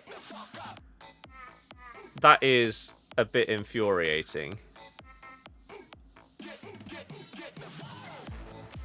But let's have a little look.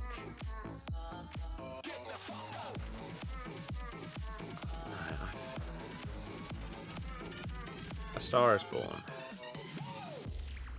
Exclude unselected Evos. Bosh. So you go, yeah, 5-star, 3-star. I mean, this is better than the Buonanotte I have. Comfortably. The only downside is the weak foot being 3. But outside of that,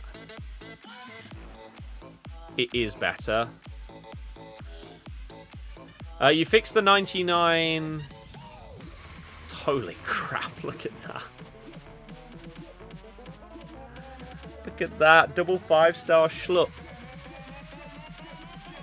Jesus Christ. Can play left wing, centre mid, left mid striker. But there's a weak foot 4 Evo in objectives. The only worry that I have with that is surely there's a reason why they're keeping this as 74 rated, right?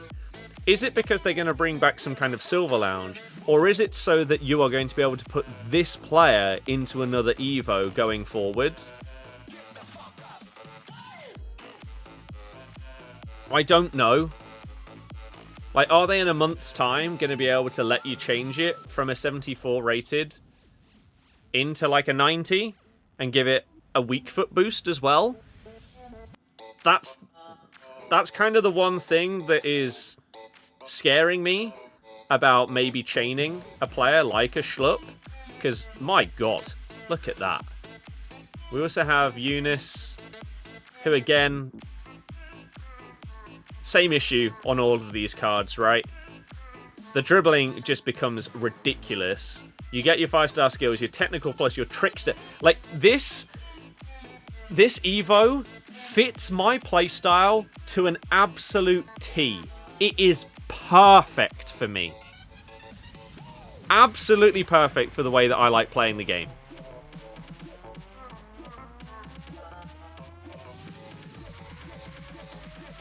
Casey.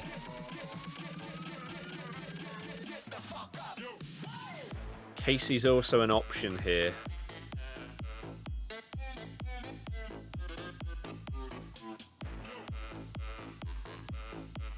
And it gives them striker position as well, but he can also play cam. Ah, dear Barty. My goodness. 2-star weak foot. But could play left wing, which is a problem that I have in the past and present. Hey, we have a while to decide. But yes, there are a few that do fit this one quite nicely. And yes, you do need to score goals with a max 74, so it fits this really, really well as well. Marmouche is coming as a Fantasy FC player soon. His first card is going to be monstrous. To make a second account on PC, do you have to buy the game again on a second account? I have absolutely no idea. I've never played FIFA/FC on PC.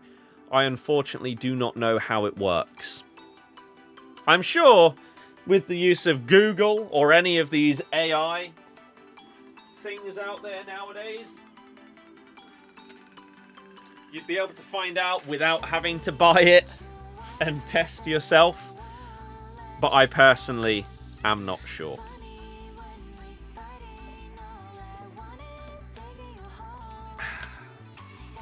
Oh, okay. Nice. Okay, we've got 4 minutes. 4 minutes until the content. And then the question of, do I start Avowed on stream or not? Or not?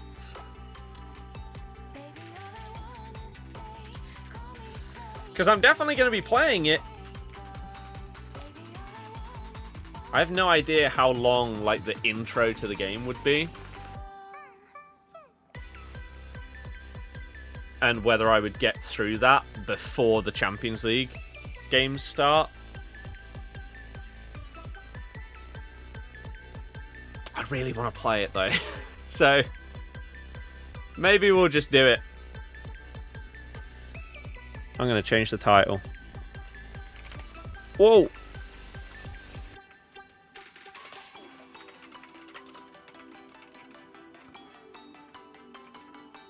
Predictions for Villa, Liverpool, and Madrid City. Liverpool and City win.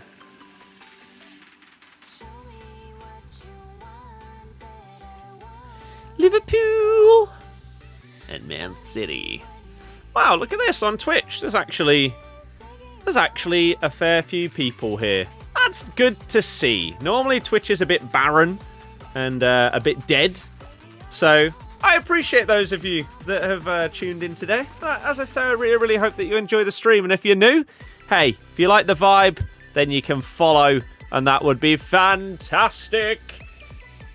We're committing. We are going to do some Avowed.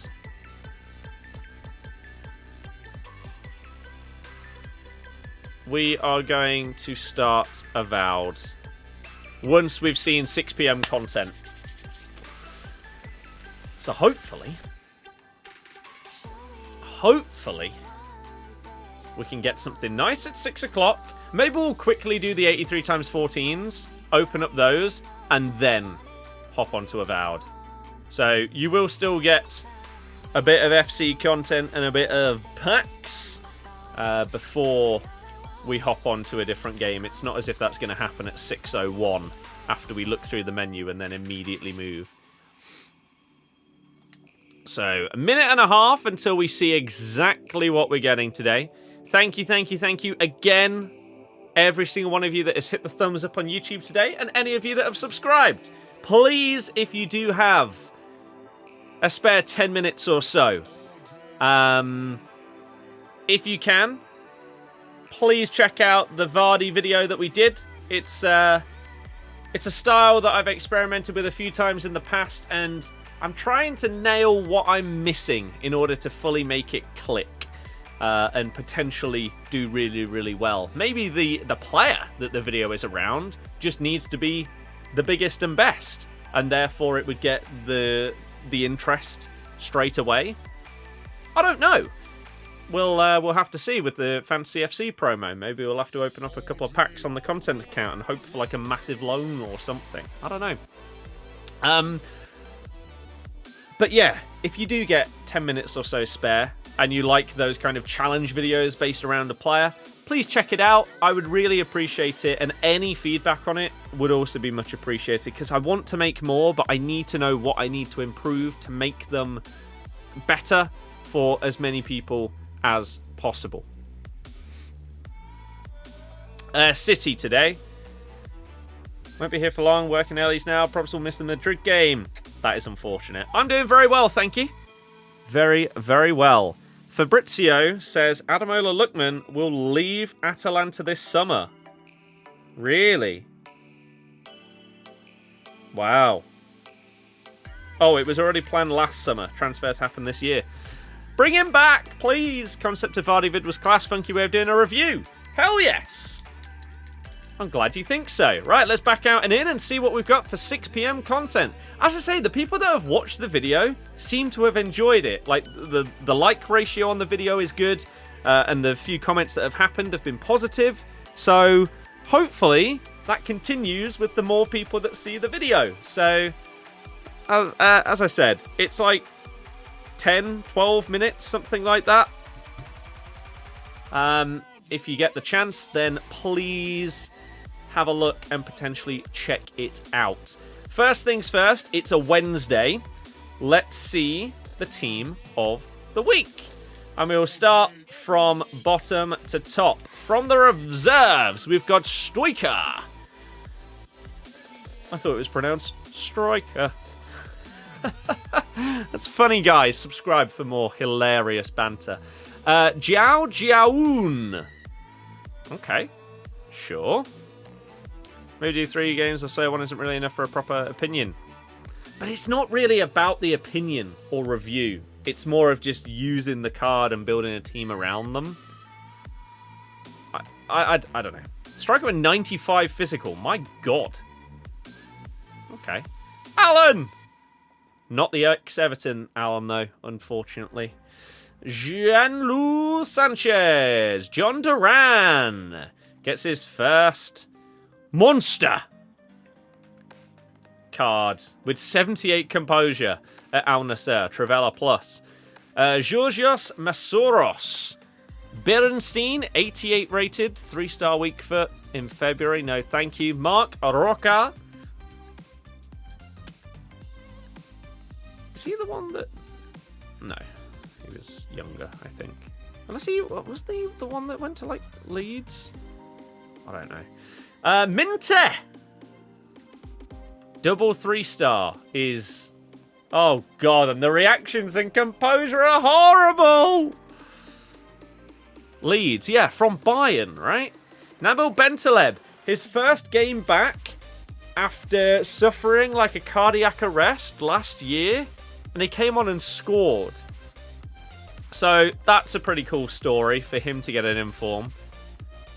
That's a solid dynamic image for Gabriel Clear. And now the starting 11. Ederson got the assist for, was it Marmoush's first goal? Jonathan Tah looks like he might be going to Barca in the summer, after it looked like he was going Bayern last year. Pascal Struijk, big goal against Sunderland the other day. Jarl Hatto linked with tons of clubs. Very impressive youngster for Ajax. Diani gets a 90 rated. Nice. Francisco Conceição. We need him to get a beast card towards the end of the year. Double 5-star Cecilia. Hell yes. Centre mid, cam, striker, or left wing. Low composure and reactions again. Killed the card. Minamino. Solid. Double 4 on him. Scored a big goal the other day. Bunny Shaw. Her agility and balance, man. Like, she's not like a massive lorry. Come on. Miko Marino. As I said at the start of the stream, every week, if you want to get in the team of the week, just play against Leicester. You'll get someone in there. You just will. Miko Marino with a striker card, for Christ's sake. However, as a centre mid, he actually looks really good. No one's actually going to use him up front. And then we got Lauren James, 5-star, 4-star. Terrible composure, terrible agility. Which, can anyone make this make sense? Quick step. Accelerates faster during explosive sprint. And rapid. Right? Reaches a higher sprint speed by dribbling. How do you have both of these, yet you have 71 agility? How does that make any sense? Who knows? Right, there's your team of the week, everybody. We have a new Evo. What is said Evo, though? Just like Jamie. Straight out of the Midlands. Oh my God, we've got a dedicated Vardy Evo. Straight out of the Midlands. Give your favourite striker a makeover by boosting their pace and shooting, plus power shot, plus rapid, plus and poacher, plus. Time to evolve into a true fox in the box. Hell yes. You absolutely love to see it. Unfortunately, his new card is too high rated to go into this, of course. His base card probably won't get insane boosts, or will it? Surely, right? He also has an inform that would fit into this. But surely he fits this, like, really well.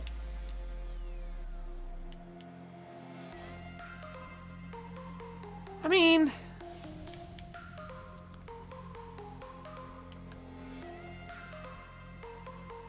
pretty well.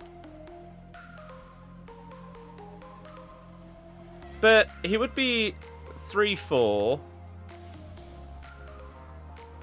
It'd be okay. It wouldn't be insane. I can't remember exactly what he got. Like, what his stats were for his inform. Because that surely fits this as well. His inform going into this comes out as it has 8 better passing, 7 better physical, and 2 better dribbling, 6 more defending as well.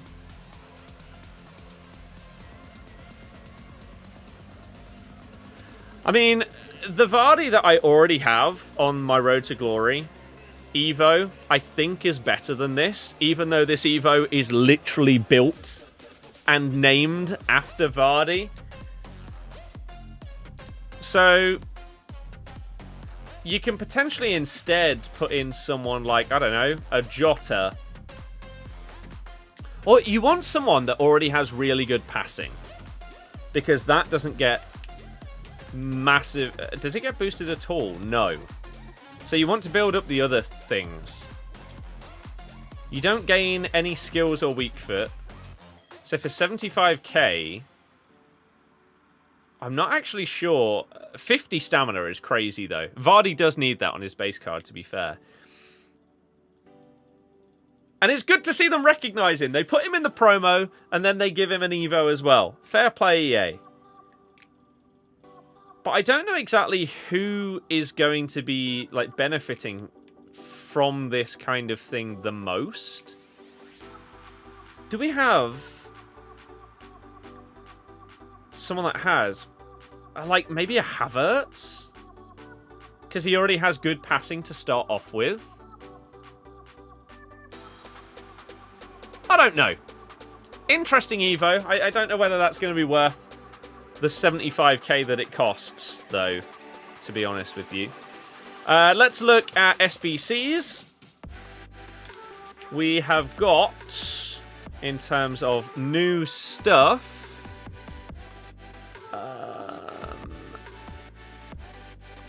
we have... Where... Frank Kirby! Now at Brighton, no longer Chelsea. No skill or weak foot upgrade as an L Evo. I agree. 5-star, 4-star for Fran. Cam can play on the right or up front. It's a nice card.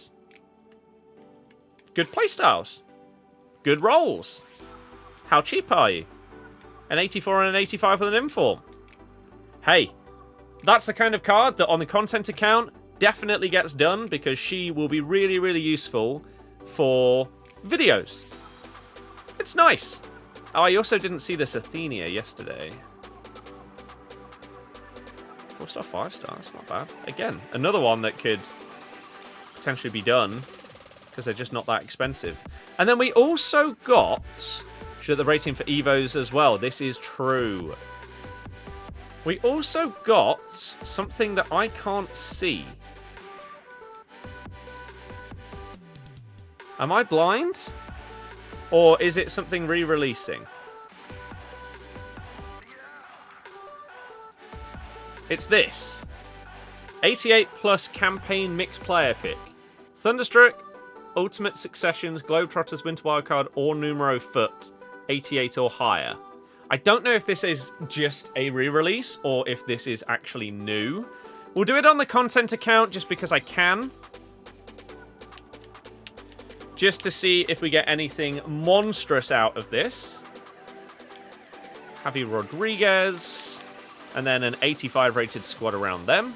Should be very, very simple.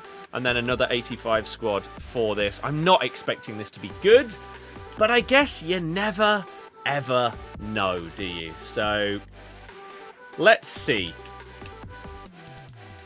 what we can manage to muster up here.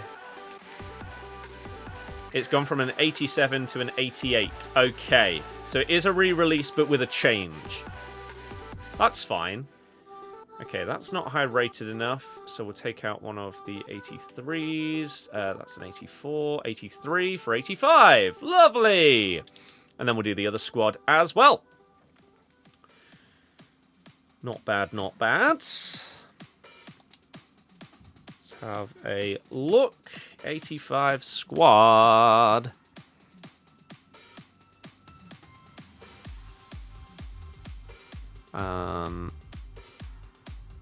Okay.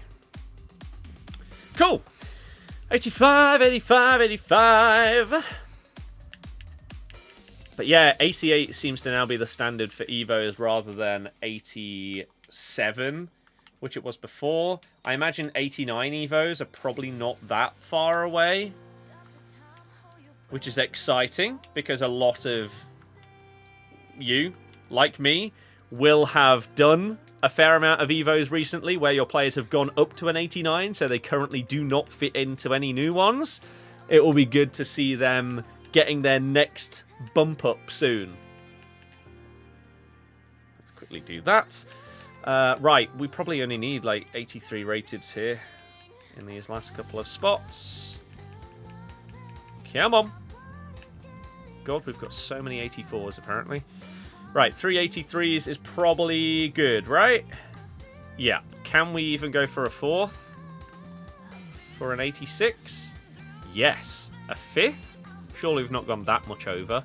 I have. Wow. Okay. Well, it's a very good thing that we checked this then. Otherwise, that would have been ridiculous. What about an 85 in for the 86?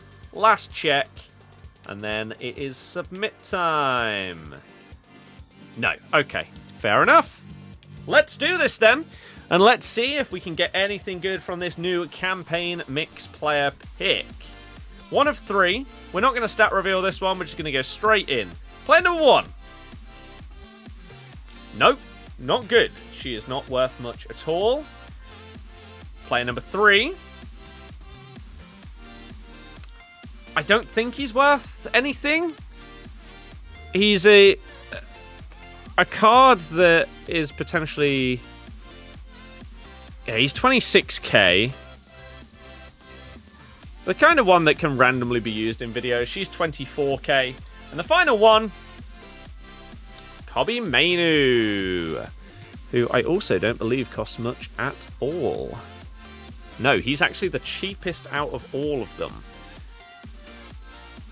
But I feel like for a content account and videos, which is the most likely to be used? Probably Kobbie, because he'll just fit into... Like, there's more chance of me using a Man United player and doing a challenge video around them than there is Atletico Madrid or Chelsea Women's kind of thing. That's the logic behind choosing him there. And let's do our 83 times 14s as well, because we love doing these and hoping that we get something good in them. Grassroots look, been insane. Got Elise SA, got McAllister from an 83 times 14. Hey, hopefully I'm about to join you then. That sounds good to me. I'll take a McAllister, please. EA, are you listening? I hope so. Because that sounds pretty damn good, if you ask me. There we go. Number 1. Oh, if it would actually switch. There we go. Numero 1. Come on, then. And we'll go straight in. We won't build 3 of them and then open them. We'll do it one by one. 83 times 14. Okay, Modric. Is it a double? It is. So there could be a Grassroots Greats behind them, because golds are more important than those, apparently. Here we go. I've been scammed. Not even an inform. Fine. Number 2. And whilst we build this, let me just confirm to you the fancy FC players that are coming, that have been revealed so far. We have got Marmouche, Heung-min Son, Kvaratskhelia, obviously now at PSG, Marlon, big Villa card, Tchouameni, Caicedo, and Matuidi. Oh, and Hazard. So there are some big players on the way. Sadly, as it stands, no one that fits a Leicester past and present, but it is what it is. We got done very nice this week with Mahrez, Vardy, and Kante. So I can't really expect to get more. That would be a little bit greedy. I would say. To get the other 92 rated Prem midfielder, I actually don't know who that is. I always forget with these promos, even if they've just come out, who is actually in them. Because I'm just not packing them, sadly. However, maybe that's about to change. With the second one, Bruno. Please be a double, and please have a Grassroots Greats or Inform behind you. Neither. Dearie me, these are stinking the place out. Is the Caicedo for Chelsea or Real Madrid? Don't know. However, Caicedo for Madrid was just in this promo, right? So, oh no, it's Moises Caicedo. I did get a Grassroots at the back. Oh. We got a dupe. Okay, sure. I'll take it. Oh my god.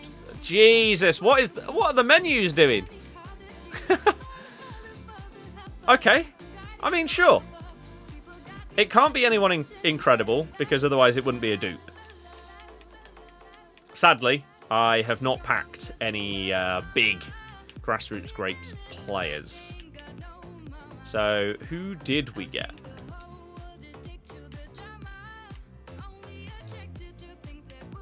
Williams? Maybe? I guess so. No other dupes in there. Well, can we finish off the 83x14s on the main account? On the content account, sorry. With anyone great? Or nah? Let's see. And then we'll do them on the RTG. And then, I think it's time for Avowed. Last one! Skip past this, because it's irrelevant. Wow, not one inform. From 3. No new team of the weeks. Sadly. That's unfortunate. Right, let's get on to the RTG then. And let's see if we can get any on there. Oh god, these menus struggle so much with signing into a different profile every time. It's really frustrating. Very frustrating. But here we go, 384x14s. And then, yeah, we are going to try out Avowed for the first time. Very, very much looking forward to this. Should be nice and enjoyable. Have I put it in my favorites? I have! Right! Vamos! Don't know what we've got in the... So the SBC storage across my two accounts is so wildly different. On the RTG, we have a couple of walkouts. On the other account, with nearly 70 cards in there, the lowest is an 86. That's kind of mad.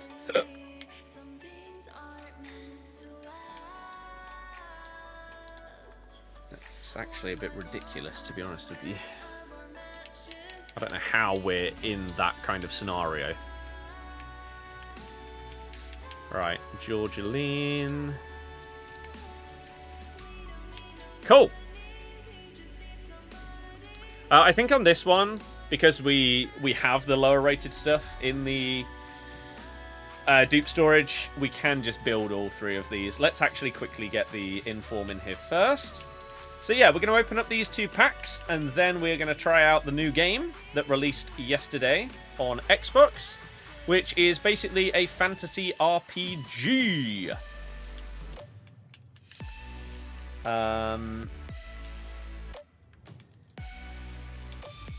Sort of Elder Scrolls-esque, but not quite as in-depth as a monster Bethesda world kind of game. If you ever played The Outer Worlds, it's made by the same people that did that. I haven't played it, but I've seen some of that, and it looked cool. One of my mates played it and really enjoyed it. So I'm really looking forward to this, and hopefully it's going to be a lot of fun to play. And we're basically going to start off on stream as pretty much an introduction to the game for myself and you. And maybe some of you will think, you know what, this looks sick. I'm interested in this. I'll go and get it.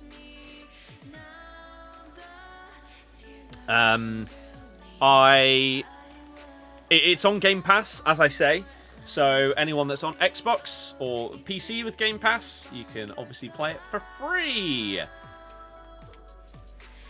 So that is pretty damn cool if you ask me. We'll play that until basically the Champions League starts, is the plan. So we get a first hour and a half-ish of the game to see what we all think, really. And then I'll probably continue the playthrough off-stream, but it might be a good chance for some of you to check it out before potentially going and getting it, or buying it, or whatever. It's called Avowed. Rachel, I don't know who that is, but sure. Do you see any hope for Leicester or Ipswich to stay up at this point? Only if Wolves struggle. The other teams are gone. You can only finish above Wolves at this point in terms of non-promoted teams. Okay, well, we get one of the new informs in the first one. 2 more of these. Liverpool game on the side, which kicks off at 7:30. Yeah, sure. But yeah, I care about the Champions League much more. Okay. Swanson and Rudiger. Good fodder. And behind them, we get Zakagni and Inform Bentaleb. About one of the core tenets of any solid RPG. I mean, fair enough. It's been so long since I've properly played RPGs that I'm glad that it's finally happening, that I'm like getting back into them. We've obviously got Elden Ring. We've got Avowed. Also,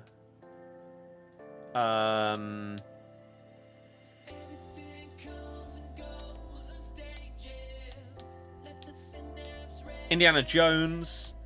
I want to do Mafia. Also Stalker. I've just started Sniper Elite. We've got Tomb Raider in here as well that I want to do. So there's a lot to get back into. No Baldur's Gate 3. No. I don't even know if it came out on Xbox. But if it didn't, then... I haven't turned my PS5 properly on. Connected it to the internet and everything since whenever I last played FC25 on it.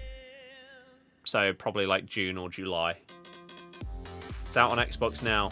The thing is, look at all of these games here, right? These are all ones that I either want to play or have or whatever. There's also many on here that, like, I've got play later. I've got all of these as well. I then have I have a list of games to play in my notes that probably... Is it going to focus? There. These are all Xbox games that I want to 100%. Then we've got ones to play through / complete that may be PlayStation games as well. And then we've got other Pokemon bits that I want to do. And then, yeah, Game Pass play later stuff. This is my backlog of games that isn't updated. I don't want to spend another penny on a game unless it's something that I am outrageously excited for, or is like the next iteration of FC, because I need it for my job. Yeah.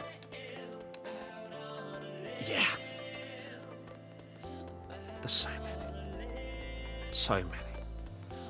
But there's a fair few RPGs that are a part of that, especially, of course, the incredible single-player stuff on PlayStation that I need to work through at some point. But we are now going to try out Avowed. So for those of you that are only interested in seeing FC25 content, I fully understand that. That is perfectly fair, and I understand if you will now be departing the stream until our next one. But for those of you that are going to be doing that, we did upload the Vardy video a couple of days ago. If you haven't checked it out, please do. I really enjoyed making it, and I want to make more, but we need more feedback on it in order to know what I need to do to improve or change those kind of videos going forward for the future. So that would be very much appreciated. But for those of you that want to either just stick around because you enjoy the streams and you don't really care what we play, or you want to see what Avowed is all about, then we are now going to play, as I say, for probably about an hour and a half until the Champions League starts. And we're going to see whether the start to this game is something that is going to hook me straight away or not. It's on Game Pass on Xbox and PC. I have no idea if it exists on PlayStation or not.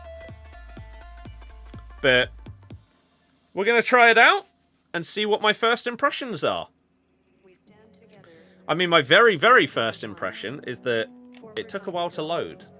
It's Xbox exclusive, apparently. Right, let's get you some game sound.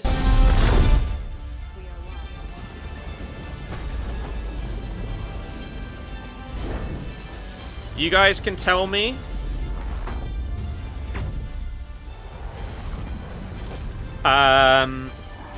what the volume is like, whether it's too loud, too quiet, once we properly get into it. Because obviously that's just an intro. But here we go, everybody. It's a bit of Avowed. This game uses an autosave function. That's good. Just slider until the dark circle is barely visible.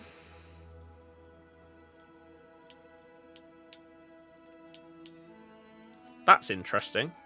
How is it so much brighter there than either side?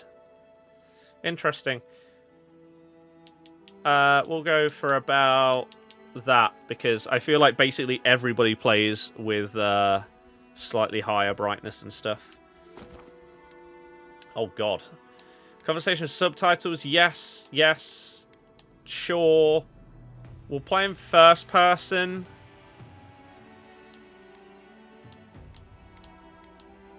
I mean,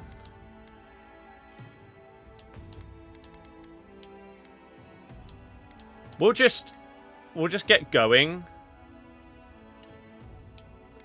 and if we need to change anything after the fact, then we will. You have PlayStation and Xbox. Was very surprised to see Forza coming over to PlayStation. I mean, it is Microsoft's strategy going forward, is they're going to make a load of money by selling their games on other platforms. I mean, Forza's been out for like, what, 6 years or something ridiculous? Is that right? It's been a long time. Either way. So, I personally have always hated the fact that games can be exclusive. I hated it when it was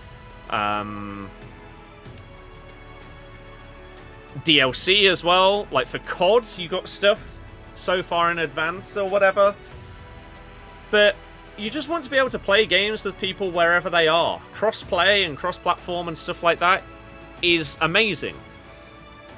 And so a load of Xbox exclusives will eventually make their way to PlayStation. You will have like the Halo Infinite, maybe, but I think the Master Chief Collection will definitely go over to PlayStation.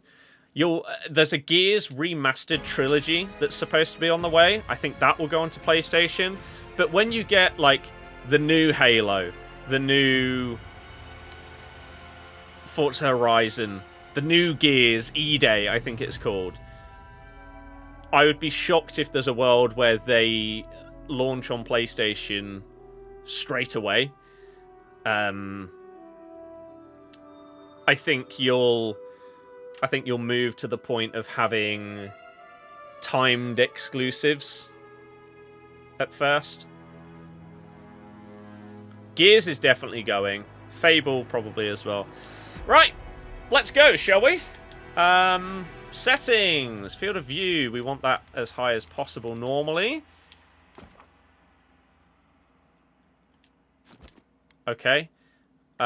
Game. Autosave frequency. Let's bump it down. Crouch. Is there not like a... Is there a difficulty?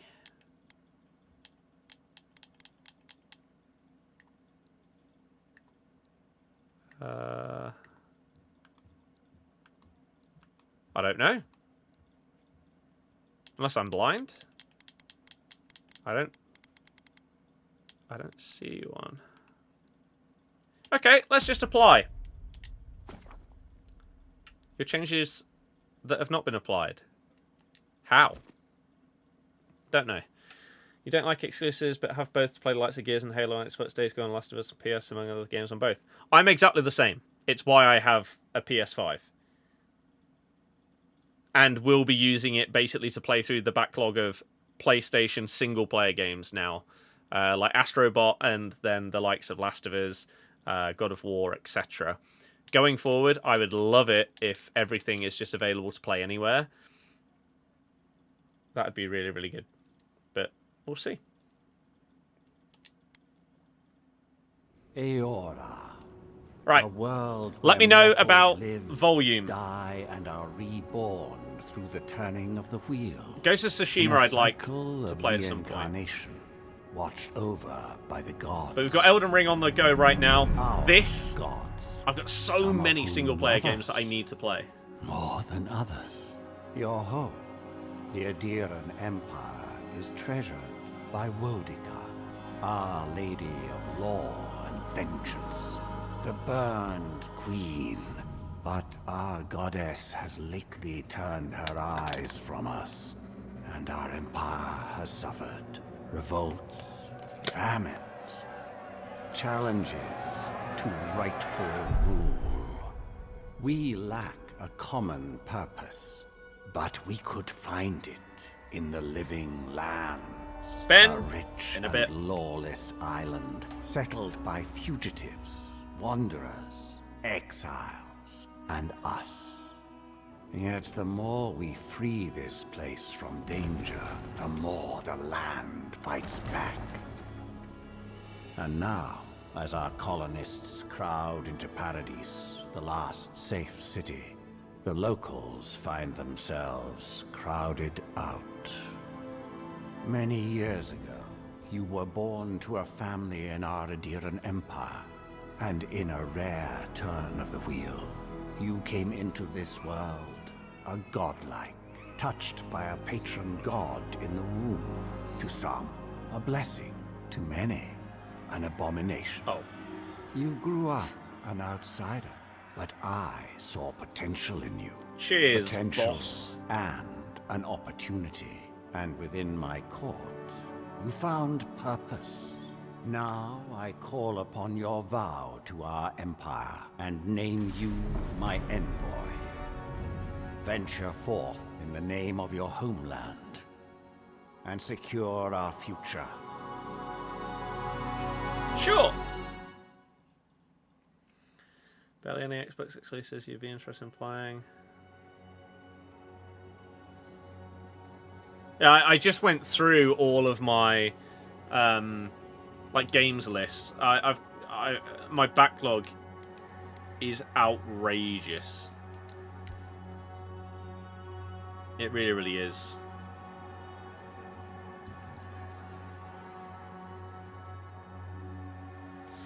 But yeah, I think like some exclusives are amazing, others not so much.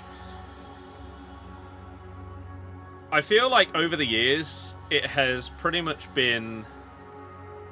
If you like single-player games, PlayStation has had some really good exclusives. Like Naughty Dog, basically, are amazing.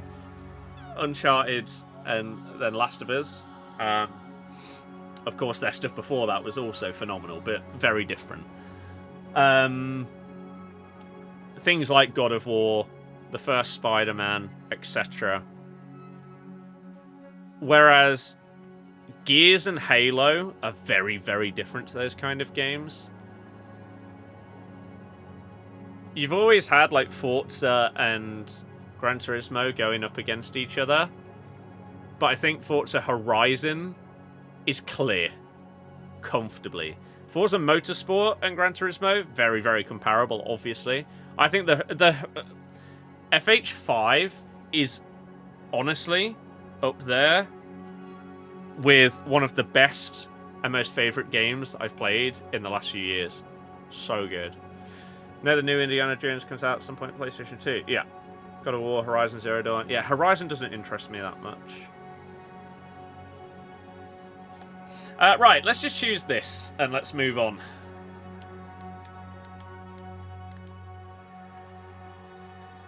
I don't really care too much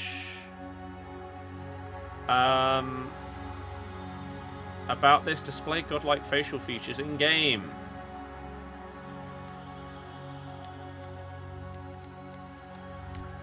Oh, we'll stick with this. Hair though, can we go for... Sometimes try and go for like the closest to mine. Other times can't be bothered. I mean, right now, if we take this out, that's pretty much what we got going on. We'll go with that. And then the beard, can we make it slightly thinner? No? That's fine. Yeah, we'll go with this. Maybe change this a little bit. Yeah, we'll go with that. Facial features, we'll keep that exactly the same. Select your background. Unique dialogue options and determines your starting weapon. I feel like because in Elden Ring, I've gone for... Days Gone. Yeah, it looks okay. Wukong apparently looks... is apparently good. I will play Demon's Souls Remaster as well. I feel like once I properly get into more and more single-player games, I'll go through this PlayStation catalogue over the next year or so and really enjoy it. As well as some of the Xbox stuff like Indiana Jones. Should be really good. Yeah, I feel like, because in Elden Ring I've gone for like a mage role, maybe we don't go for that in this game. So... maybe we go for something like this.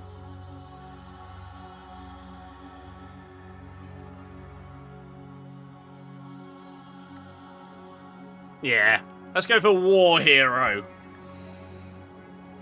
Oh, God. Right. Okay. So we got to put in some attribute points already. Points available, none. Oh, so we can... oh, so we can alter them if we want to. I'm just going to leave it as it is. Game difficulty. Path of the Damned. It requires mastermind strategization of builds and loadouts, and above all, perseverance. I like hard games. The question is, are there achievements for doing it on the hardest difficulty, or do I want to come back after playing through it normally and do it on a harder one? Let's quickly check the time frame for completing the achievements. There isn't one yet. Okay. But is there one for completing it on the hardest difficulty? Because if so, I will be doing it.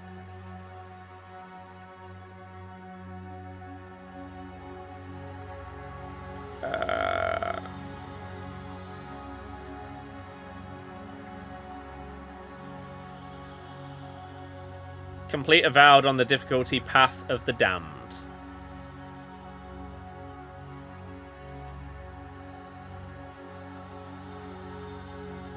Okay. Sure. You'll definitely die a lot, but as long as you upgrade your weapons quickly, you'll be fine. Save like crazy. Early game is the toughest. Get through the first area, and somewhere in this place, you'll start to feel a lot better.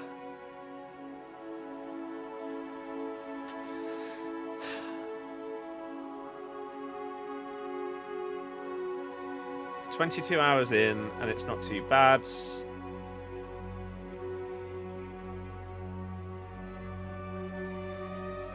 Do I commit? As I say, I normally like playing stuff on the hardest difficulty because I like the challenge and I like the feeling of accomplishment of doing it. But I didn't play the Outer Worlds, so I don't know, in terms of combat and stuff like that, how it's going to be. I will do it, because we're doing Elden Ring right now, and I'm really enjoying that. And obviously that can be very difficult at times, so why not? LJ, thank you very, very much for the continuation of the Twitch sub. Thank you for the generosity and support. Saying hello. Hey. Hope you're having a great day at the gym, so definitely not having a great time. Fair enough. Hey, it's good to be active, fit, and healthy. So, enjoy if you can. Thank you. Probably won't talk much from now. Got a bit of bad hair. It's going to chill, watch stream until the football starts. Awesome. I appreciate it. Also start watching more in the future. Hell yeah. I hope that you enjoy it. Right, let's get into this, shall we? Don't care about this. No. Display identify and player character sheet. No. Oh, I don't care. Display godlike hair features in game. Sure. Name. Envoy. No. Scott. Let's go. Yes. 2831. Oh. Hello, sir.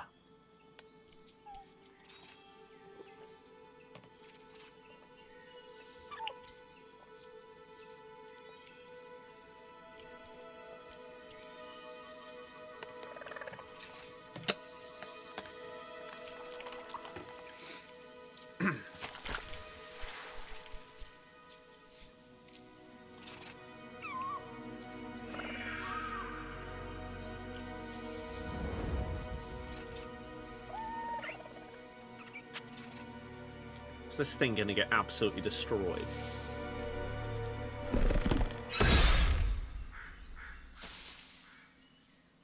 What do you know of the living lands? Nothing. The rumors and tales are so vexing, they cannot be true. And yet they are. Those untamed wilds, overgrown with the most curious wonders and the most dreadful abominations. There beats a dark pulse within the heart of that soil. Something vile stirs beneath the earth, seething with rot and decay. A corruption growing beyond everything it touches.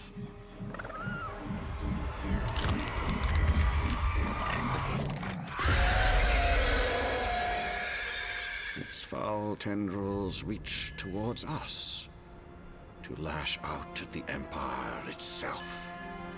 I command you, go to the living lands, find the roots, and if necessary, sever them. Sure. You are my envoy. Remember your vow. The hopes of an empire rest upon you. 6 weeks later, we not made it.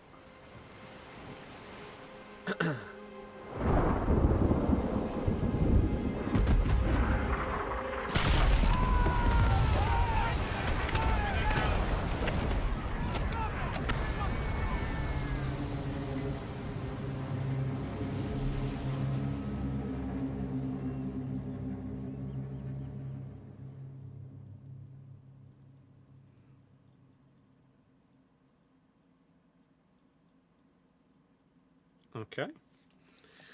Interesting.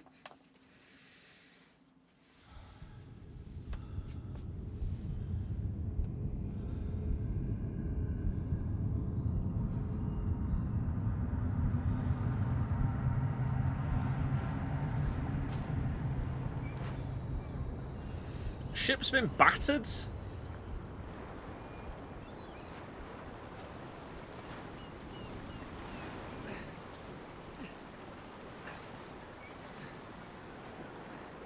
Oh. That's not a man.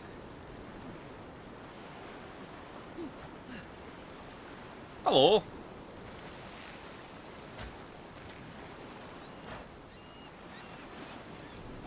Envoy, over here. We're in.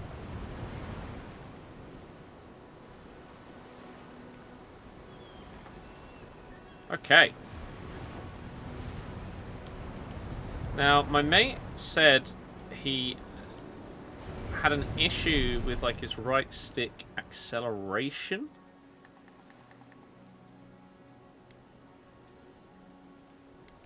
Does that mean that this needs to be lowered?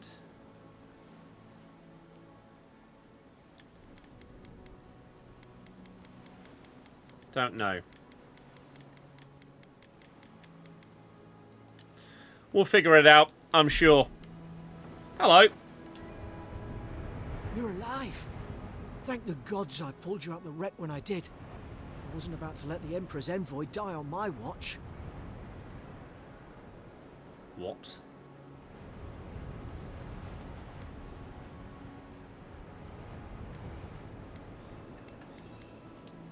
At least the journey's not completely lost. I heard the cannons. I couldn't... We... The name's Garrick, sir. Hello, Garrick. 3rd Adheran Fleet. Fort Northreach, island off the Living Lands. I've been here before. It's an Adheran outpost. But... So we don't have the stats required to do those dialogue options, I'm assuming is what that means. You can actually go through the dialogue history and lore. That's actually... I like that. Wish I could say that for sure. I saw flashes, Envoy. It weren't the storm that wrecked our ship. It was cannon fire. It and was. it could only have come from that fort up the hill. It makes no sense. James, no one nice. fires on their own countrymen. Huge. Yes. Unless the fort's fallen into enemy hands. It's what I'm afraid of too. In the meantime, you survived. That means we're Hell not yeah. scuppered yet. As long as you're here, the Emperor's mission can still go ahead. Sure. Then I know the place to start. Adier's got an embassy in the port of Paradis. Once we make it there, we can regroup, figure out what to do next. I hate to say it, but the fort's probably our only chance of escape. We need supplies, and if our troops have been captured, they'll need our help.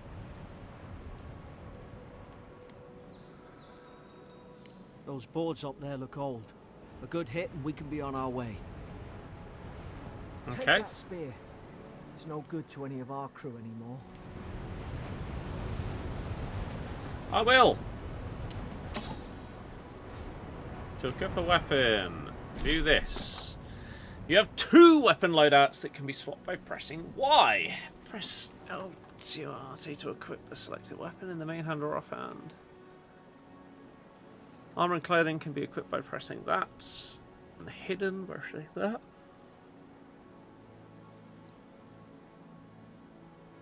Okay. All accessories are unique. You can equip up to 1 trinket or amulet and up to 2 rings at any given time. Okie dokie. So, wield.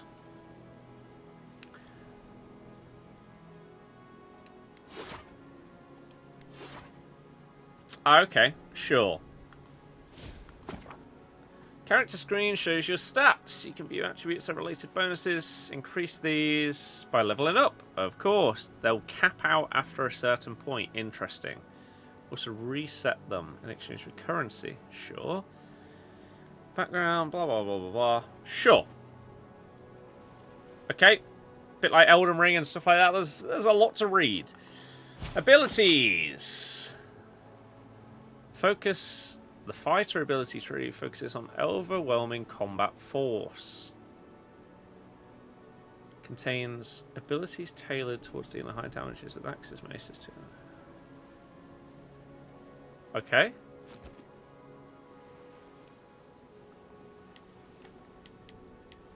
Right. Sure.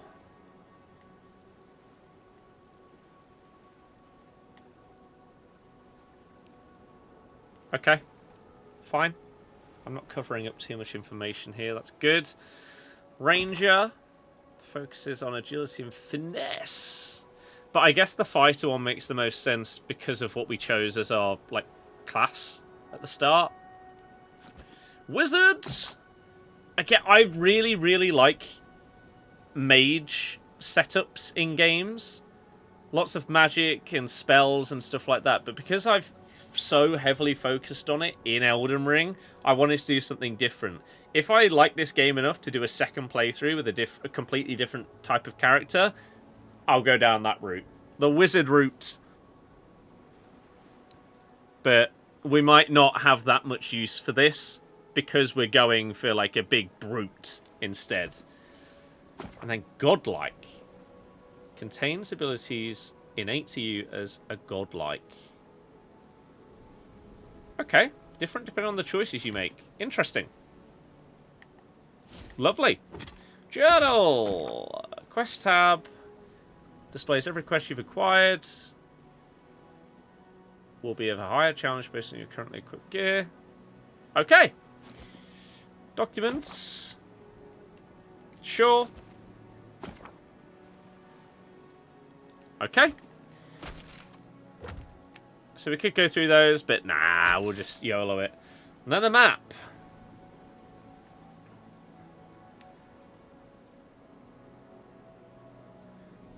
Okay. Sure. You look like a dab hand for that. Cheers, lad. Yeah. Yeet. So, can we, loot any of these? Or anything over here? Spears thrust with average speed. They have low block efficiency. Okay. We can sprint, we can jump.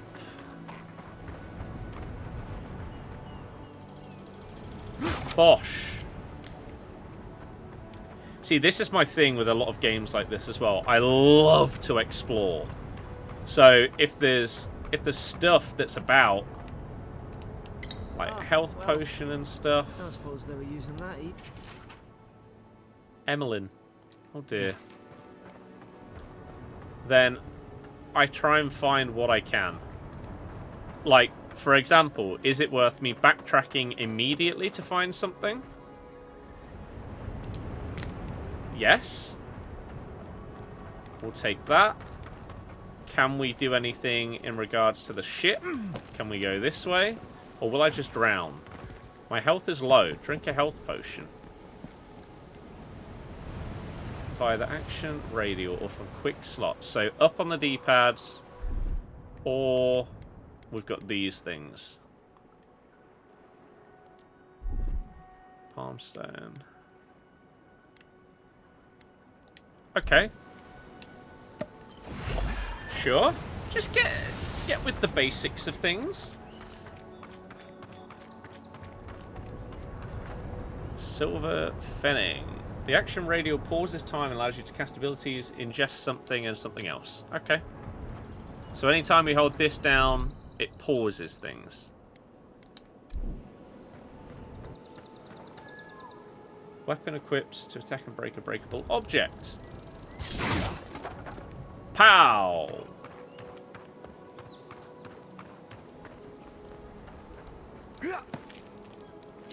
Okay, so this is what I really wanted to sort of get through in a first stream.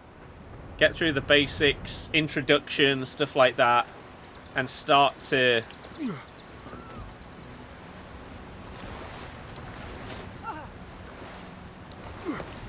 get into things so that myself and you guys can see, again, what the start of the game is like. Because I have been excited for this one. Quest objective markers, nearby enemies, consumables, and other helpful information. No! The fort's lit their distress beacon. We've got to hurry. Okay. Zara shouldn't be here. Haven't the troops been doing patrols? I'm a bit terrified. Holy crap, it has a lot of health. Hardest difficulty? I guess, left trigger to block attacks. Yeah, you can just keep attacking Garrick. There we go. Right. That slightly worries me. The first two enemies in the whole game take that many hits to kill. That playing this on the hardest difficulty is going to be a challenge. Again, I like that. I love difficult games where through playing and experiencing, you learn how to deal with things.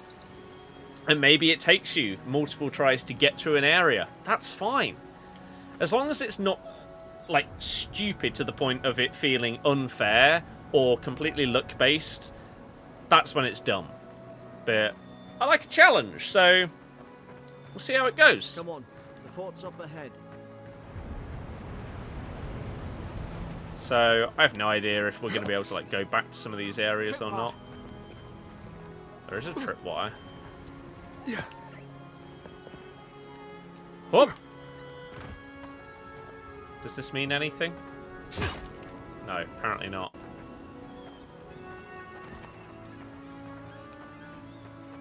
Can I can take that. Maybe that's just the thing. Watch out! Did you just walk through the tripwire after telling me that it exists? You moron. Well done. Springberries, good. All should rally us. Cool. Again, anything that I can take here? Maybe not. Also, by the way, quick, are we good with volume? Because obviously I've got my headset on, so I can set my own volume. But is it okay for you? Is it too loud? Too quiet? Are we fine? Because if we're all good, then, as I say, for the next hour or so, we'll continue trying out the game and see what I think. We're supposed to go in there, so I'm actually going to go this way instead to see if there's anything I can do. Doesn't really look like it. So, in we go! It's just going to be some kind of law. Gods, it's a bloodbath. They've torn the place apart from the inside. All good? Did they? Thank you. Were they fighting each other? Envoy, I don't like this. Decent level for you. Okay. If that changes, let me know. Because no one on YouTube said anything. Reach the outpost, escape the outpost. We can do that. I remember some of the soldiers praying around that Hydra pillar. Hope it helped their souls find the beyond. Will you rise from slumber? Is it you? Sorry? Is what me? We're just going to take everything that we find. like a storage key and a shield. So, we should now be able to go here and...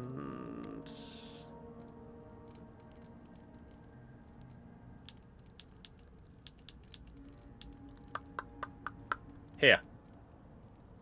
Put that there. All good. Looking between the stream and FC25. No worries. Cool. As long as it sounds okay, that's the main thing. Right, so we can now actually block some attacks. That's good. Anything in here? Some more food. I feel like looting is going to be pretty important when we're playing on the difficulty, max difficulty, sorry. The amount of times that you're potentially going to need health could be pretty damn high. Mushrooms growing in my breastplate. Tear them out. Tear them out. The roots grow from the head. Was he a mad soldier? Or was he just dying and wrote down some notes? Roots? Why is she talking about roots? Yeah!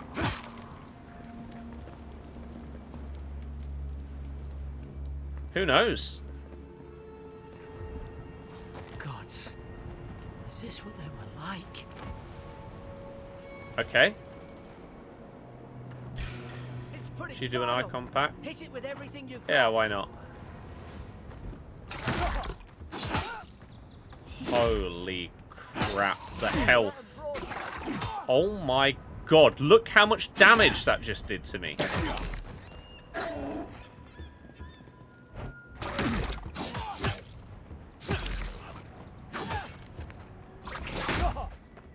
This really is going to be, like, strategic combat throughout this game, isn't it?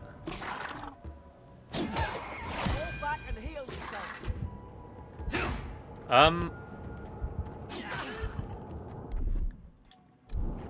I kind of don't want to heal myself, because if I'm...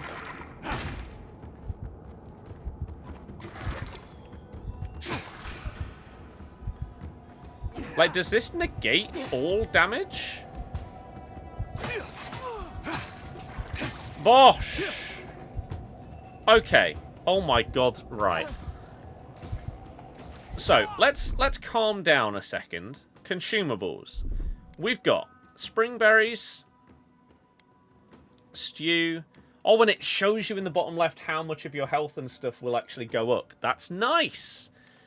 Roast chicken. And then the health potion. Let's just use the potion.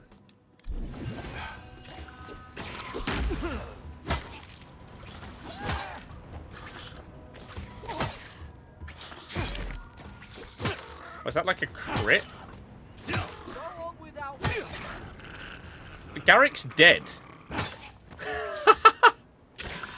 As if our companion briefly hold and release to perform a power attack. That's good to know. Right. Can,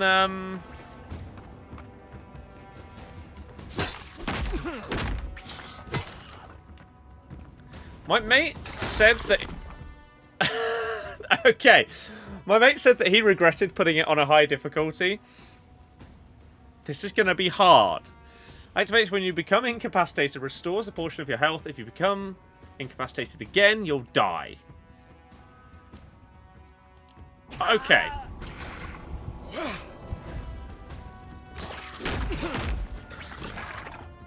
Wait. So I want to eat the stew.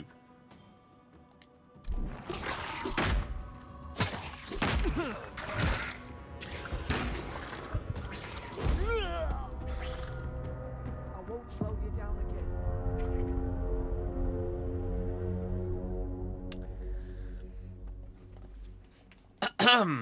Right. Well, there's an FYI, I guess. If you're planning on playing this game, but you don't fancy a challenge, don't put it on the highest difficulty. Because this seems pretty brutal. Like, we've just started the game.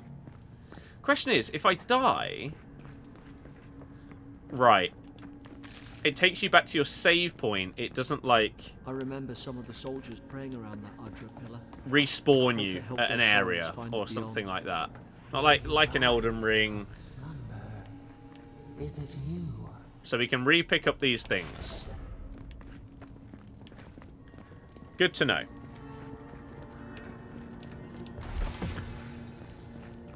And then this again. Roots? Right. Dear God. Why is she talking about roots? God. Right, let's ideally not get slapped by this first guy, because that was quite problematic. And we had to use our healing stuff Hit it with everything you've got. early on.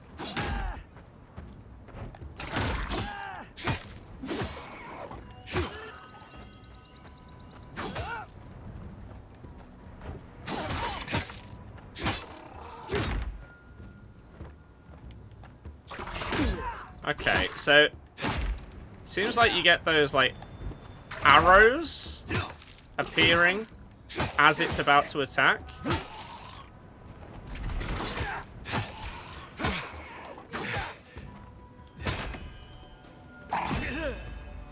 So he hit me through that. Is that because my stamina is empty?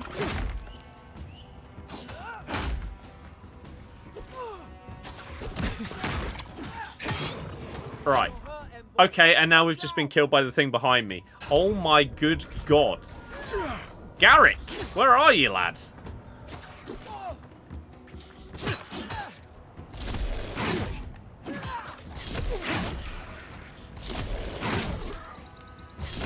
Okay, they're fine.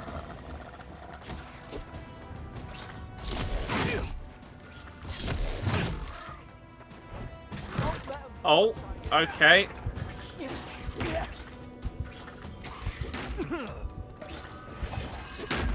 Jesus Christ.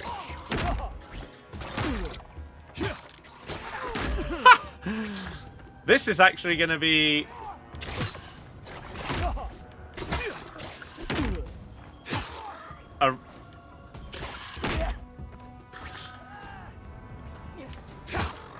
a real hard time. It certainly feels like.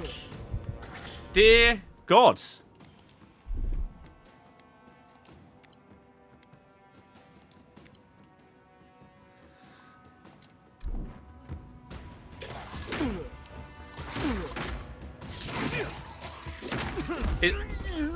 Okay. Maybe this was a bad idea. I can't believe it. It's the first area. Well, not the first area, but one of the first ones. I know when you go into some games and you put it on the hardest difficulty, it can be a challenge. But at the beginning of the game, it's still kind of generous in terms of getting you through the first few areas. That is absolutely not the case. We rise from slumber. Is it you? Crazy. Maybe I should save here so that then we don't have to pick everything up again. Why is she talking about? Oh my God. I did... It's just not going well. So, yeah, if we save here, then we can just jump straight back to this point. That seems good. Is this what they were like? You want some? Hit it with everything you've got.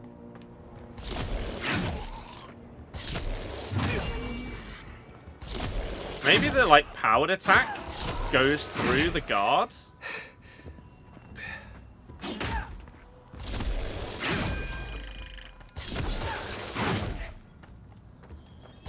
I have no idea what that bar at the bottom for him means.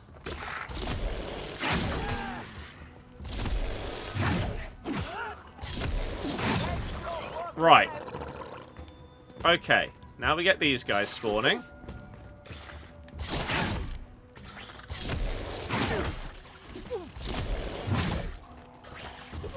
Oh, a stun meter. Press right trigger near a fully stunned enemy to perform a special attack with massive damage. Okay, good to know.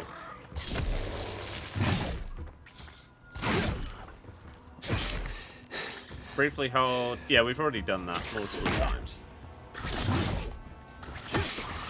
Okay. Can we save? No, I guess you can't save whilst you're in combat. Good to know. Oh, why is this clown going for me? Go for Garrick.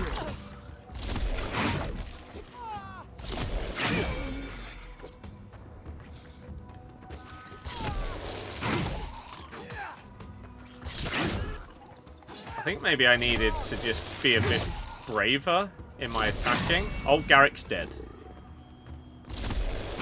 This is where it became a problem last time, though. When he was dead, and we had 3 things attacking me at the same time. We'll use that.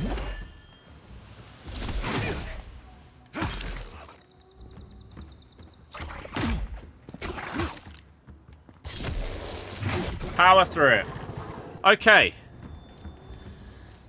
It took a couple of goes, but we're fine. Garrick's back. Incredible. Let's save. Woo! The person that did the little guide for the achievement was not wrong when they said about saving often. Feels like it, as soon as you get through an area or set of fights or something like that, saving is going to be pretty important. Because otherwise, you never know what's going to be around the corner, I guess. So, we're probably going to save a lot. I mean, I can also change the autosave down to 2 minutes. As well. Surely there's a way to clear those brambles. Take another health potion. I wonder if the stuff that you find... Ah, up there. Margrim's Fury. That'll do it. Burn right through the brush. If we can get it down, that is. Certain barriers can be burned with fire damage. Sure. I wonder if the items that you find, like health potions and things like that, scale at all with the difficulty. Over here! Help! I'm locked in! She's locked in.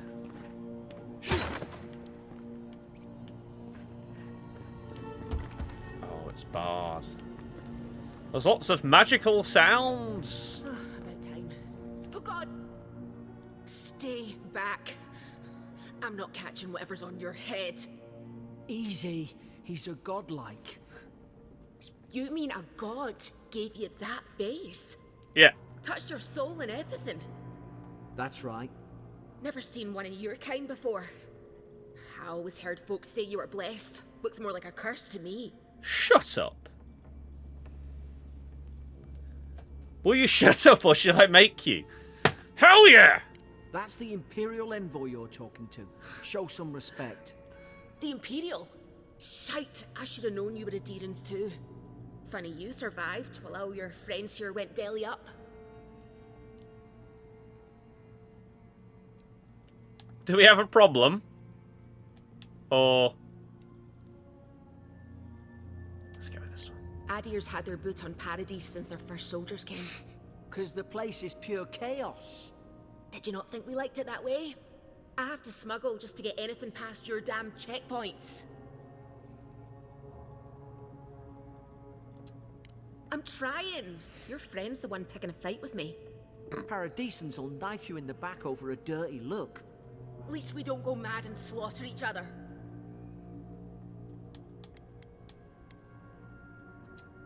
They did all of this. We've been sabotaged. Day I came, I noticed the guards talking gibberish. Gibberish? Then the killing started. They went wild. Stabbed their mates in their sleep. I told you, they weren't right.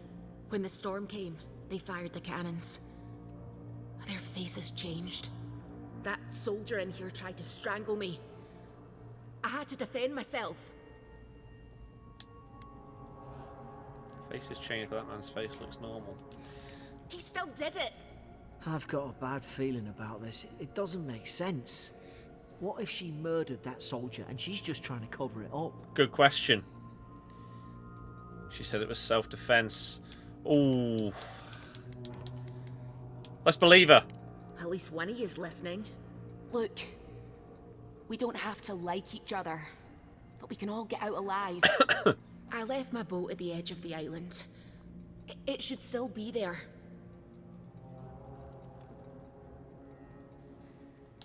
Keep talking. I don't see how the soldiers could have found it yet. You let me out, and all three of us can go to Paradise. Envoy, I've tangled with Paradisan smugglers before. She'd say just about anything to get out that cell. Her story's full of holes. What if the boat's not there? What if she turns on us? For fuck's sake, be reasonable. Don't listen to him. To him.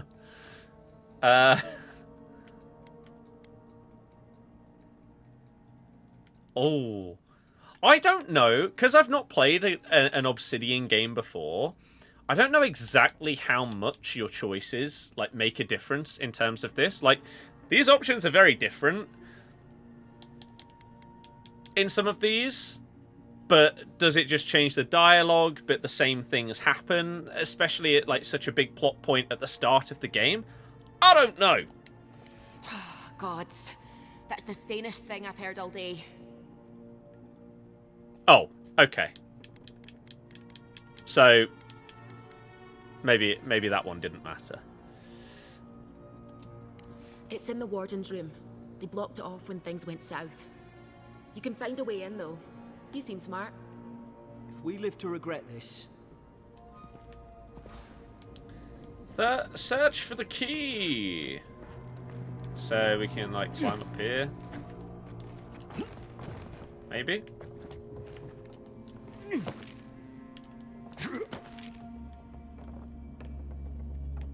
What?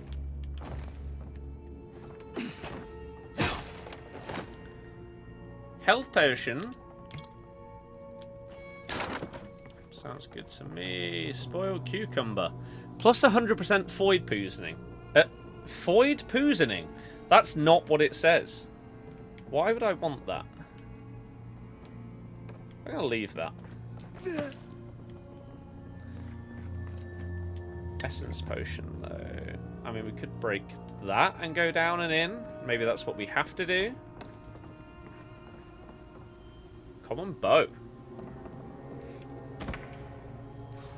So, if we switch this around, and we put the bow in that one, use your bow to shoot down the Magran's Fury.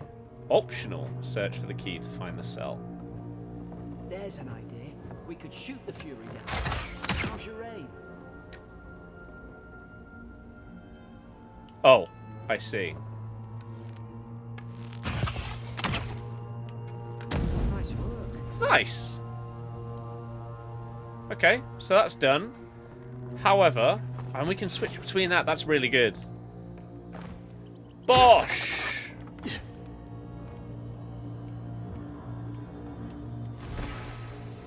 The key. The chest. Silver Fennec. Health potion. Just take everything.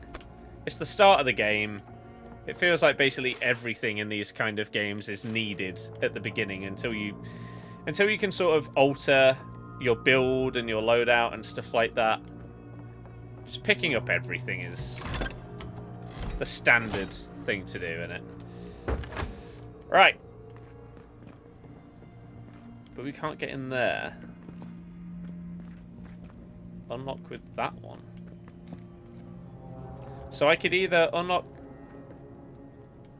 hers or that one to get whatever that is. Maybe? Or maybe we can do both. Let's do hers first. At least you got around to trusting me eventually.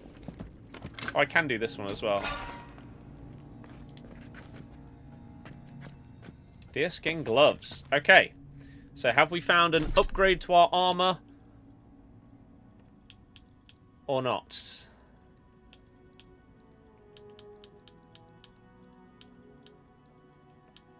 Oh.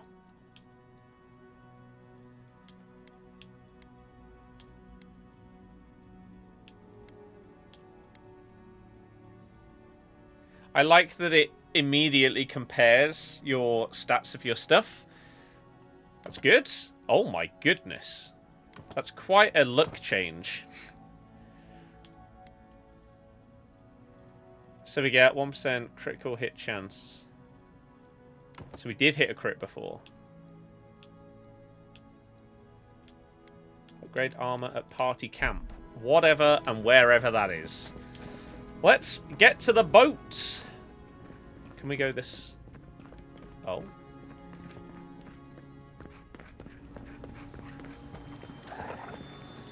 Enemies have weak points that can be visualized while aiming with a bow or other ranged weapons. You're gonna regret this. Now you've done it. Oh my god, they're Fall back and heal yourself. gonna kill me. Christ! I don't know what the, like, drop is like at all.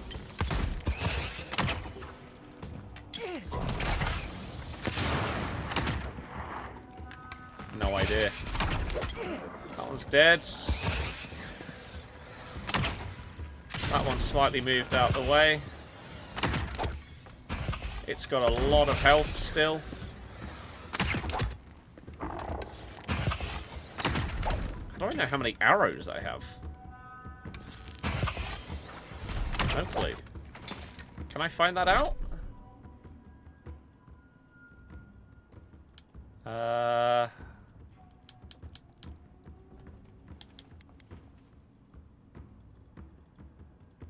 Don't know. Does it say it anywhere? Or do you just get unlimited arrows? That would be a bit surprising, but I guess we don't know. She's got a gun.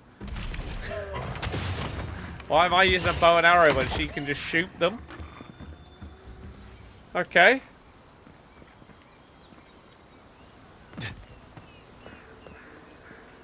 Seems like...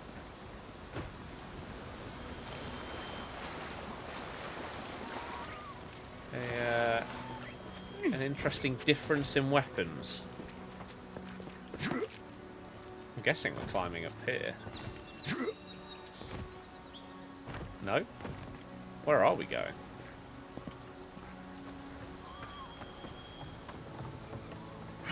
Adherent soldiers don't massacre each other. They just don't. Something caused This way? this.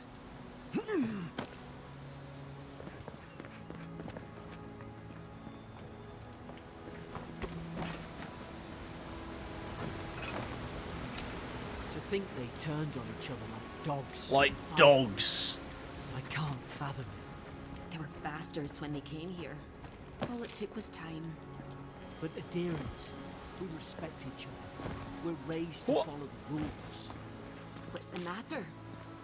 Upset your kin are no better than anyone else. Don't know how much randomization there is in loot either. Enjoying the game? I mean, we are literally just starting out. The intro is fine. Stay low and hit quick. While crouching, press right trigger to perform Divine Thorn, a godlike stealth attack.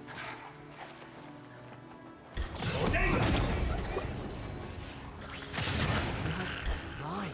Okay, there's a Did lot. God give you that power too? Can we, like, hide? More coming. Stay down and I don't know if get this is a killed. thing. I basically wanted to do the intro on stream, so that then we can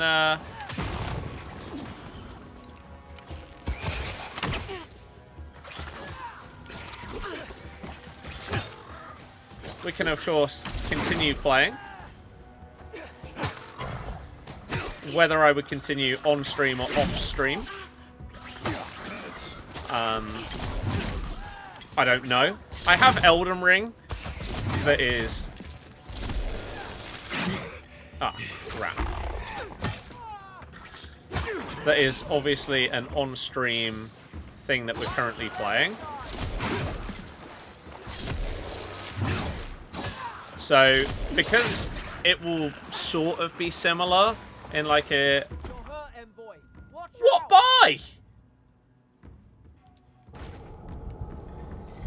Did he lob that at me? What a joke.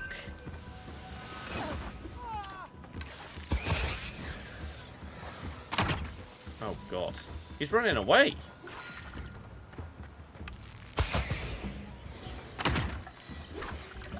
He's running away.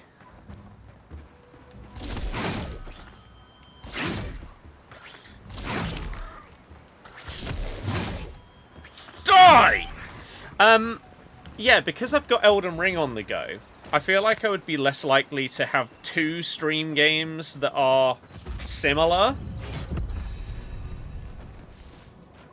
I'd be more inclined to have this as like my off-stream playing through RPG.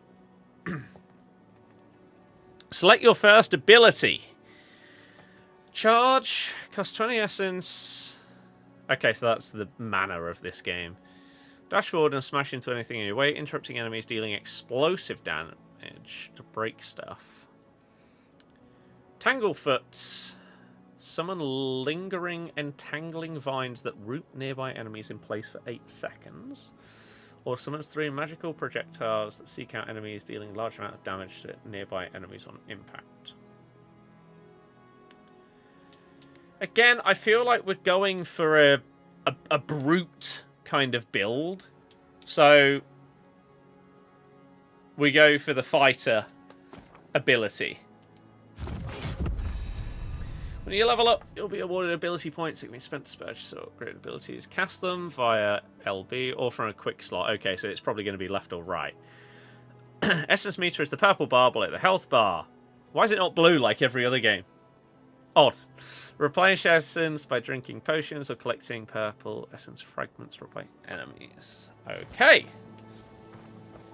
Sounds good to me. But we did also get a point. So, how do I see where my points are, though? I don't... Oh, a very bottom left. Okay. Maybe just upping the damage. Stamina could be good as well.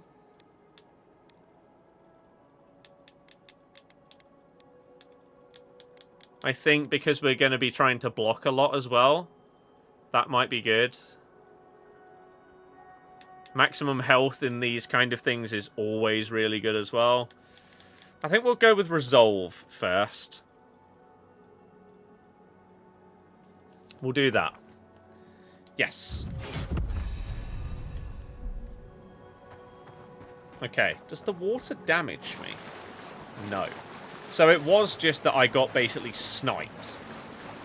Which is a bit ridiculous. It's not fair. Anything up here? No? Can I do anything with you guys? Not really. Okay. Well, let's see if we can get to the boat then. We've got half hour till the Champions League. We do have the Liverpool game before that. So let me quickly get the TV on. Are we already on the right channel? No. Okay, give me a sec.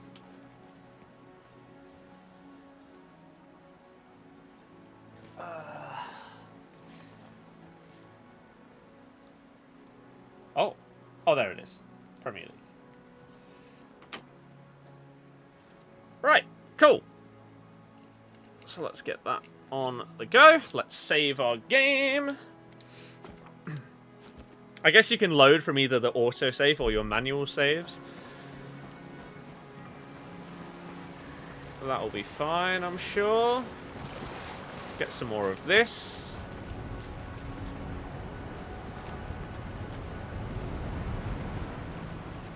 That looks pretty cool. More stuff. Common Grimoire of Elements. Offhand item. Hope there's a fire. Hope you do better. Enable a variety of spells to be cast. Shame it didn't have a healing spell. And a wand! Wands cast homing projectiles very quickly at enemies up to medium range. Those look dry. Damn it. Of course I didn't bring a flint. Okay. Use the grimoire to burn the brambles. So, common wands.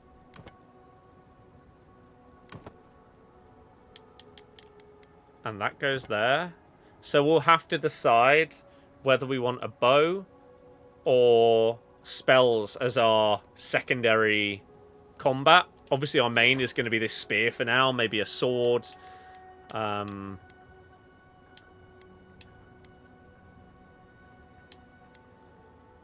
Once we get a better one.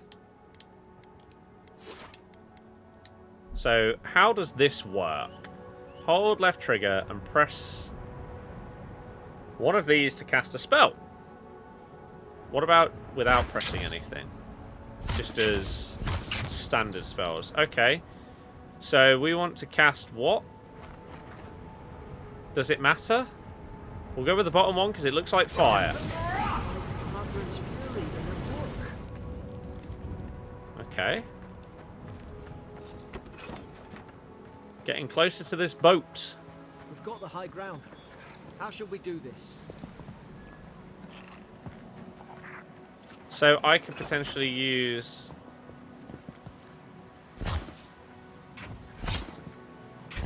Can it not reach? No. Doesn't look like it. So instead, we'll switch to the bow. Which again, we just get unlimited arrows? It seems?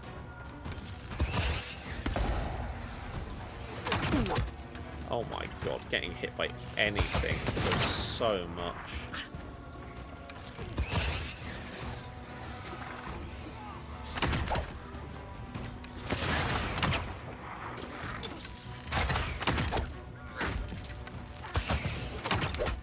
One more.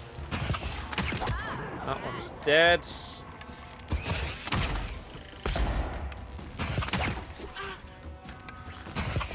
yeah, maybe my class will end up being a mix of what? I didn't even get my second thing.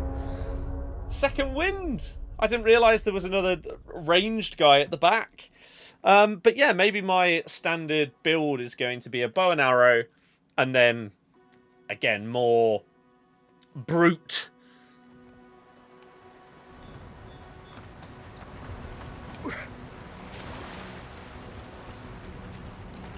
Depending on where we're at, what we need to do. Hope there's a fire. But yeah, saving a lot manually definitely feels like it's going to be a thing. On this difficulty.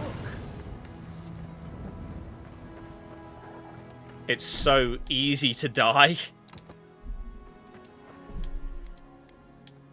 But as I've said multiple times so far already, I don't mind it. I like a challenge. We've got the high ground. How should we do this? Take him at range. Smart choice.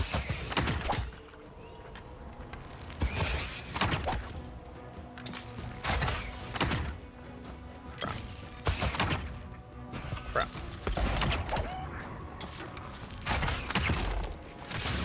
Right. We need to wipe out the guys that are able to kill me up here.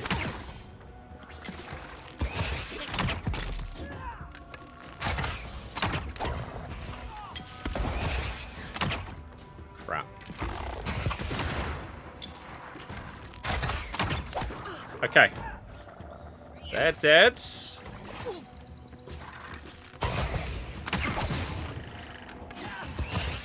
I really hope it doesn't matter if, like, Garrick and this Eora or Eora die. Because it feels like it might happen a lot. Oh. There we go. And a load more spawn. Have any spawn behind me, though? That's what I was more worried about, because we can stay up here with our bow. And if we're going to have to strategically work our way through areas like this, then so be it. I would rather stay back and make sure that I do not die. Really, really need to learn the like drop on this. If we're going to be using it a lot, though. Garrick and Eora are both dead.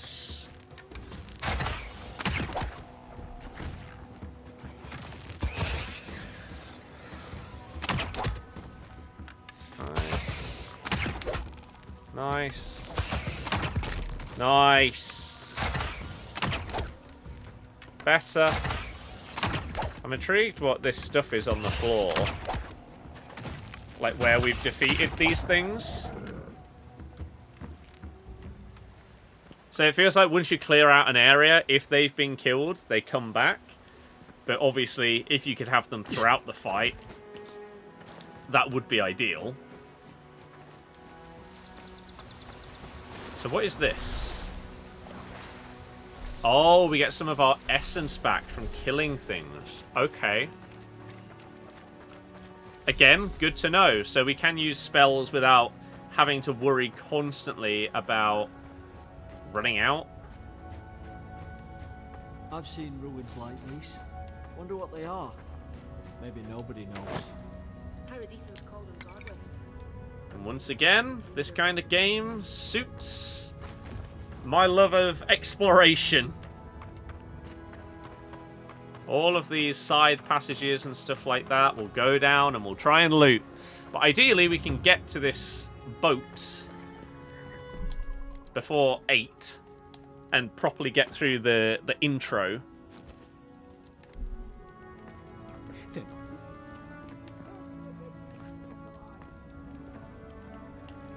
Sploosh. Press A to ascend and B to descend while swimming. Okay, cool. I tried to tell them. Why wouldn't they listen? Hello. You can't kill me. No one can kill me.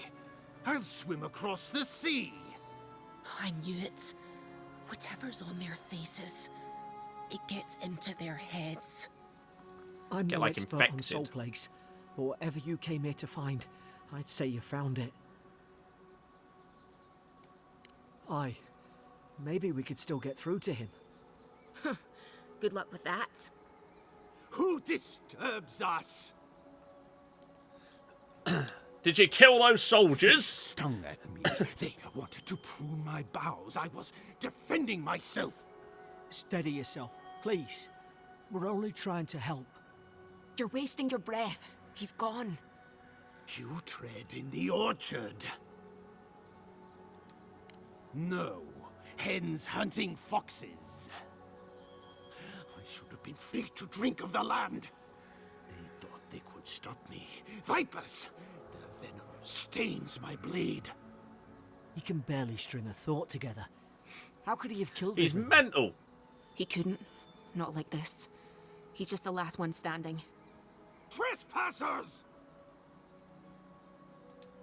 Scars? What scars? They brought axes to cleave into the wood. And you return death to us. Envoy, this could come to blows. Keep your guard up. Feed the roots, kill the rot.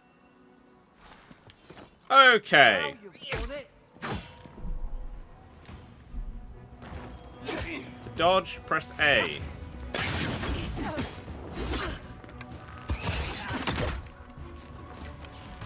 So in order to get to this boat, we have our first boss fight of the game. Oh my god.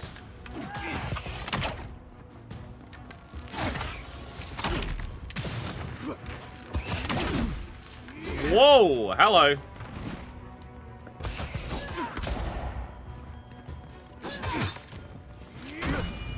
Oh, okay, so he is powerful enough that he breaks through the block. So dodging is a lot better.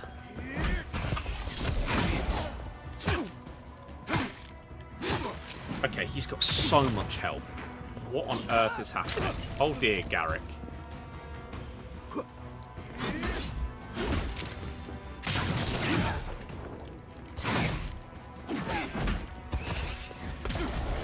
Thankfully, I guess there's like an introduction to... Oh, God. Introduction to bosses. He's a little on the... slower side at times.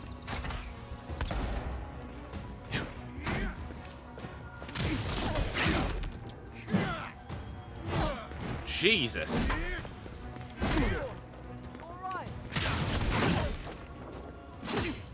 Oh, let's use this.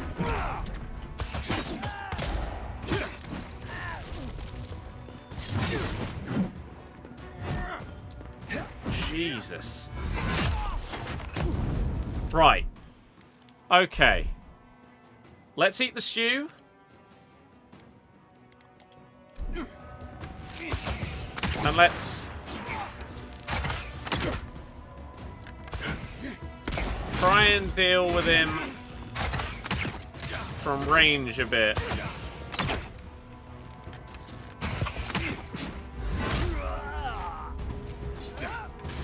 Did I not dodge out of the way? Oh my god, okay. Well, sure. This feels like it would be a really, really nice point for the, like, intro for us to complete, is defeat this guy, and then get to,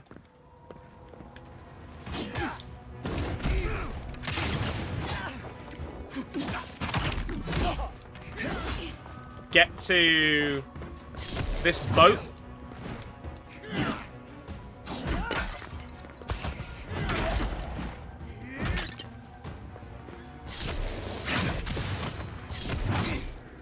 This, stun meter, though, feels like, with how strong the enemies are on this difficulty, so far, it has been pretty much completely irrelevant.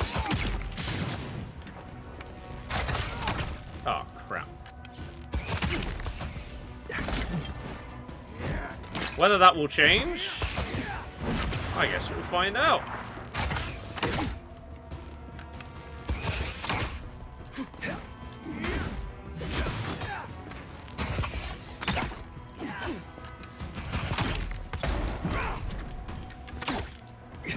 No! Oh, Christ, that was close. Got him under half. Oh my good god.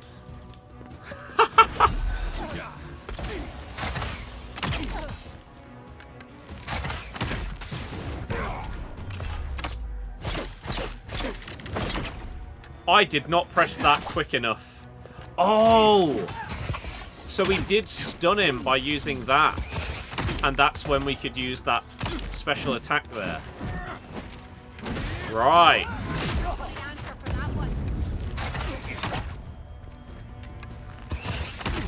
Come on.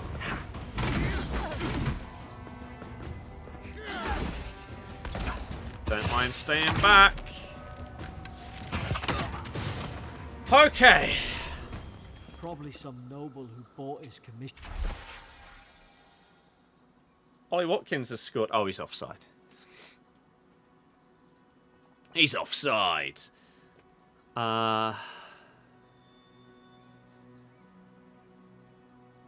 Oh. Sure. Now look at him. I can't believe I'm saying this, but at least he's not suffering. So, we could now equip this, but it's two-handed.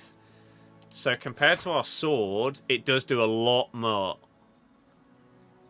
But we can't block anymore. I think I'll stay as I am because of how hard this is going to be. Oh, they have high block efficiency, allowing them to block. Oh, so you can, but just not obviously as well as a shadow. A shield. Okay, is that shield better than mine? It's exactly the same. So we're going to have to find whatever place there is in this game to sell items and things like that. Oh, is this the way we came in? No, we came in from over there. Is there anything in here to loot?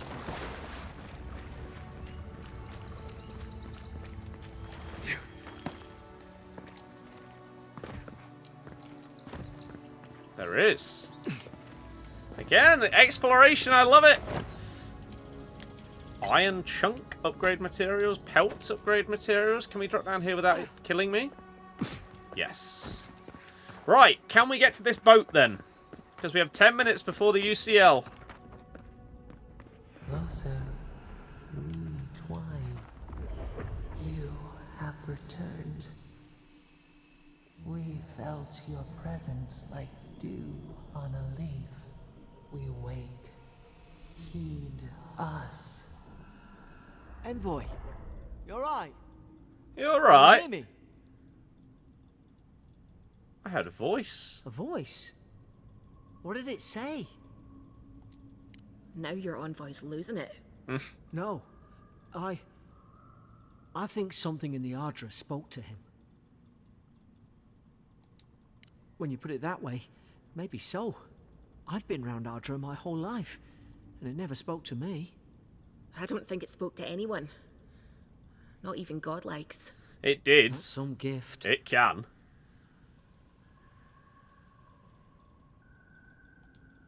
Maybe they're... Never mind. The boat's just up ahead. Gods, I hope you're telling the truth. This way.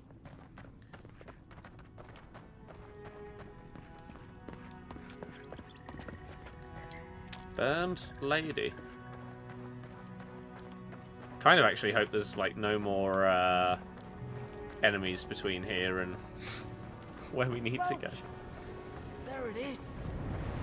There it is. Thank the gods it's still here. Get on. There, in the distance. It's Paradise. So, the smuggler wasn't lying. My name's Alora, you know. Elora. Thanks. I've enjoyed not being dead. Look, if this is the soul plague the Emperor sent you to find, we have to stop it. You have to stop it, no matter what it takes. I'd heard rumors about folk changing out in the hinterlands. I thought they were just that. You know, stories. I never imagined it'd be like this. I don't know how, but if anyone can find a way, it's you. It's Will you me. get on before I leave without you? Aye, onward to Paradise. Okay. So the question is if this is just going to be a new place or if it's going to be like some kind of hub location. Never thought I'd be glad to sail here with a smuggler. If anyone asks, you never met me. Final warning, Kai. One more, and I put a book. Hey! Turn around and sail back to where... And he's late. Huh. Probably. Yeah, we'll go with that one. Wait, you're the... Fuck. Nice. Forgive me, Envoy. I meant nothing by it. A slip of the tongue. Can we start over? Name's Cynric, captain of the local militia. We're a scrappy bunch, but we know our way around Paradise. Unlike most Adirans who couldn't find their ass with both their hands. Oh, present company excluded.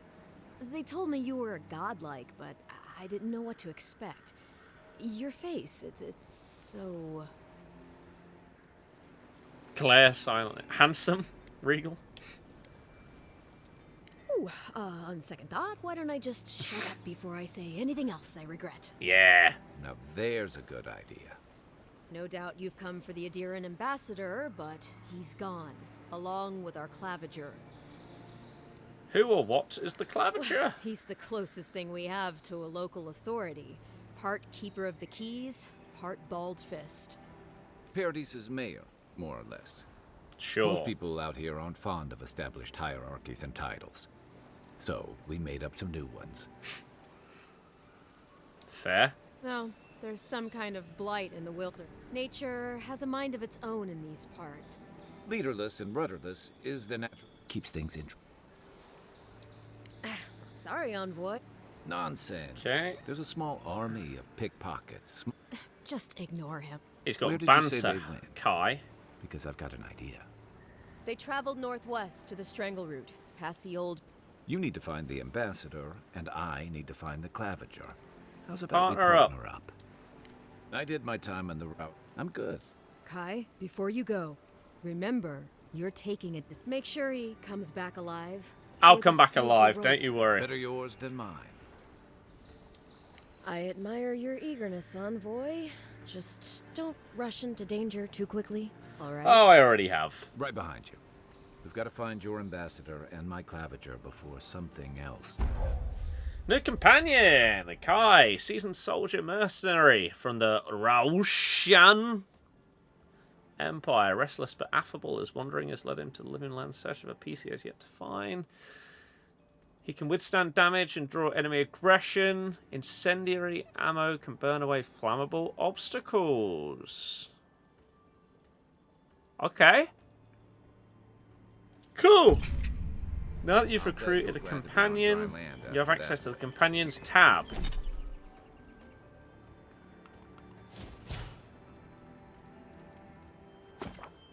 Companion contains the abilities of your recruited companions. When they level up, you'll be able to spend points to purchase upgraded abilities. Okay.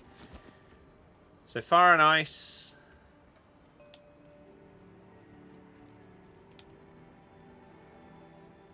Okay.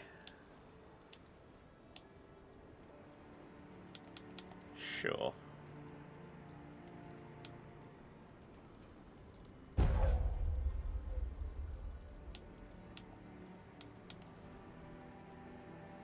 Increases the amount of stun.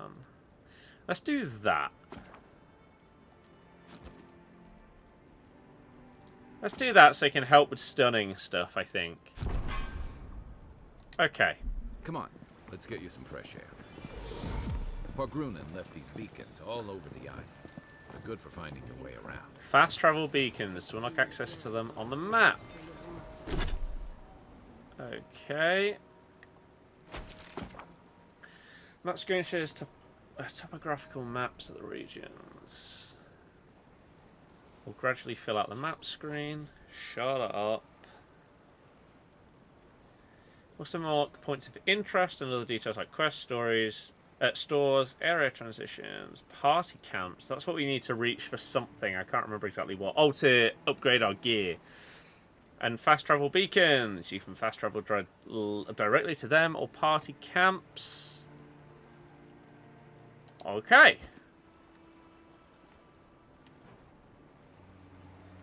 So that's where our quest is.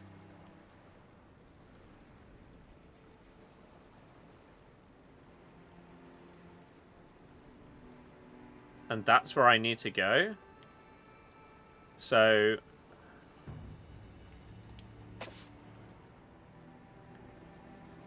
this is just one area. Wait.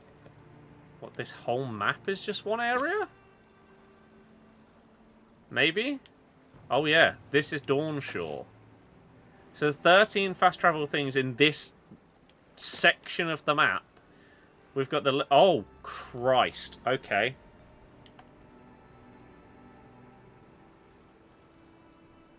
Right.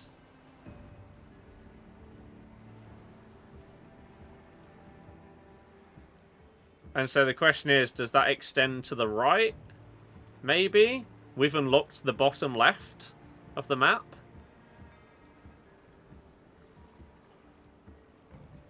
Who knows?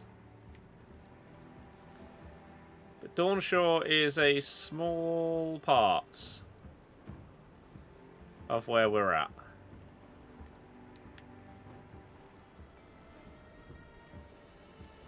Okay. Jesus Christ. Well, maybe this is a good stopping point. Because we've done sort of like the first main... We've done a little boss. We've got the mechanics understood. And now we've reached our first main area. To, I guess, begin our first proper quests in the game. We've chosen our class. We've committed to it. The first impressions, good. It feels like most RPGs do. Where at the start, it is introductory as you go through the mechanics and the introduction of your type of character and the different melee styles and combat that is in the game. Diogo Jota has squared it to Mo Salah, and it is 1-0 to Liverpool. He didn't decide to flop on the floor this time, Jota. I don't know how this actually occurred. Jota was just sort of through into the box. Big for Liverpool, though. Big for triple captainers for Salah. Whoever this is for Villa, I guess, made some kind of mistake. Try and play it out and mess it up. Yes, he's played it straight to Jota. What on earth are you doing? Who is that? For Villa. Garcia. Andres Garcia. Oh dear. Well, yeah, as I say, pretty much what you would expect from the beginning of an RPG. I will be playing a lot more of this game. I think I'm going to do what I said before.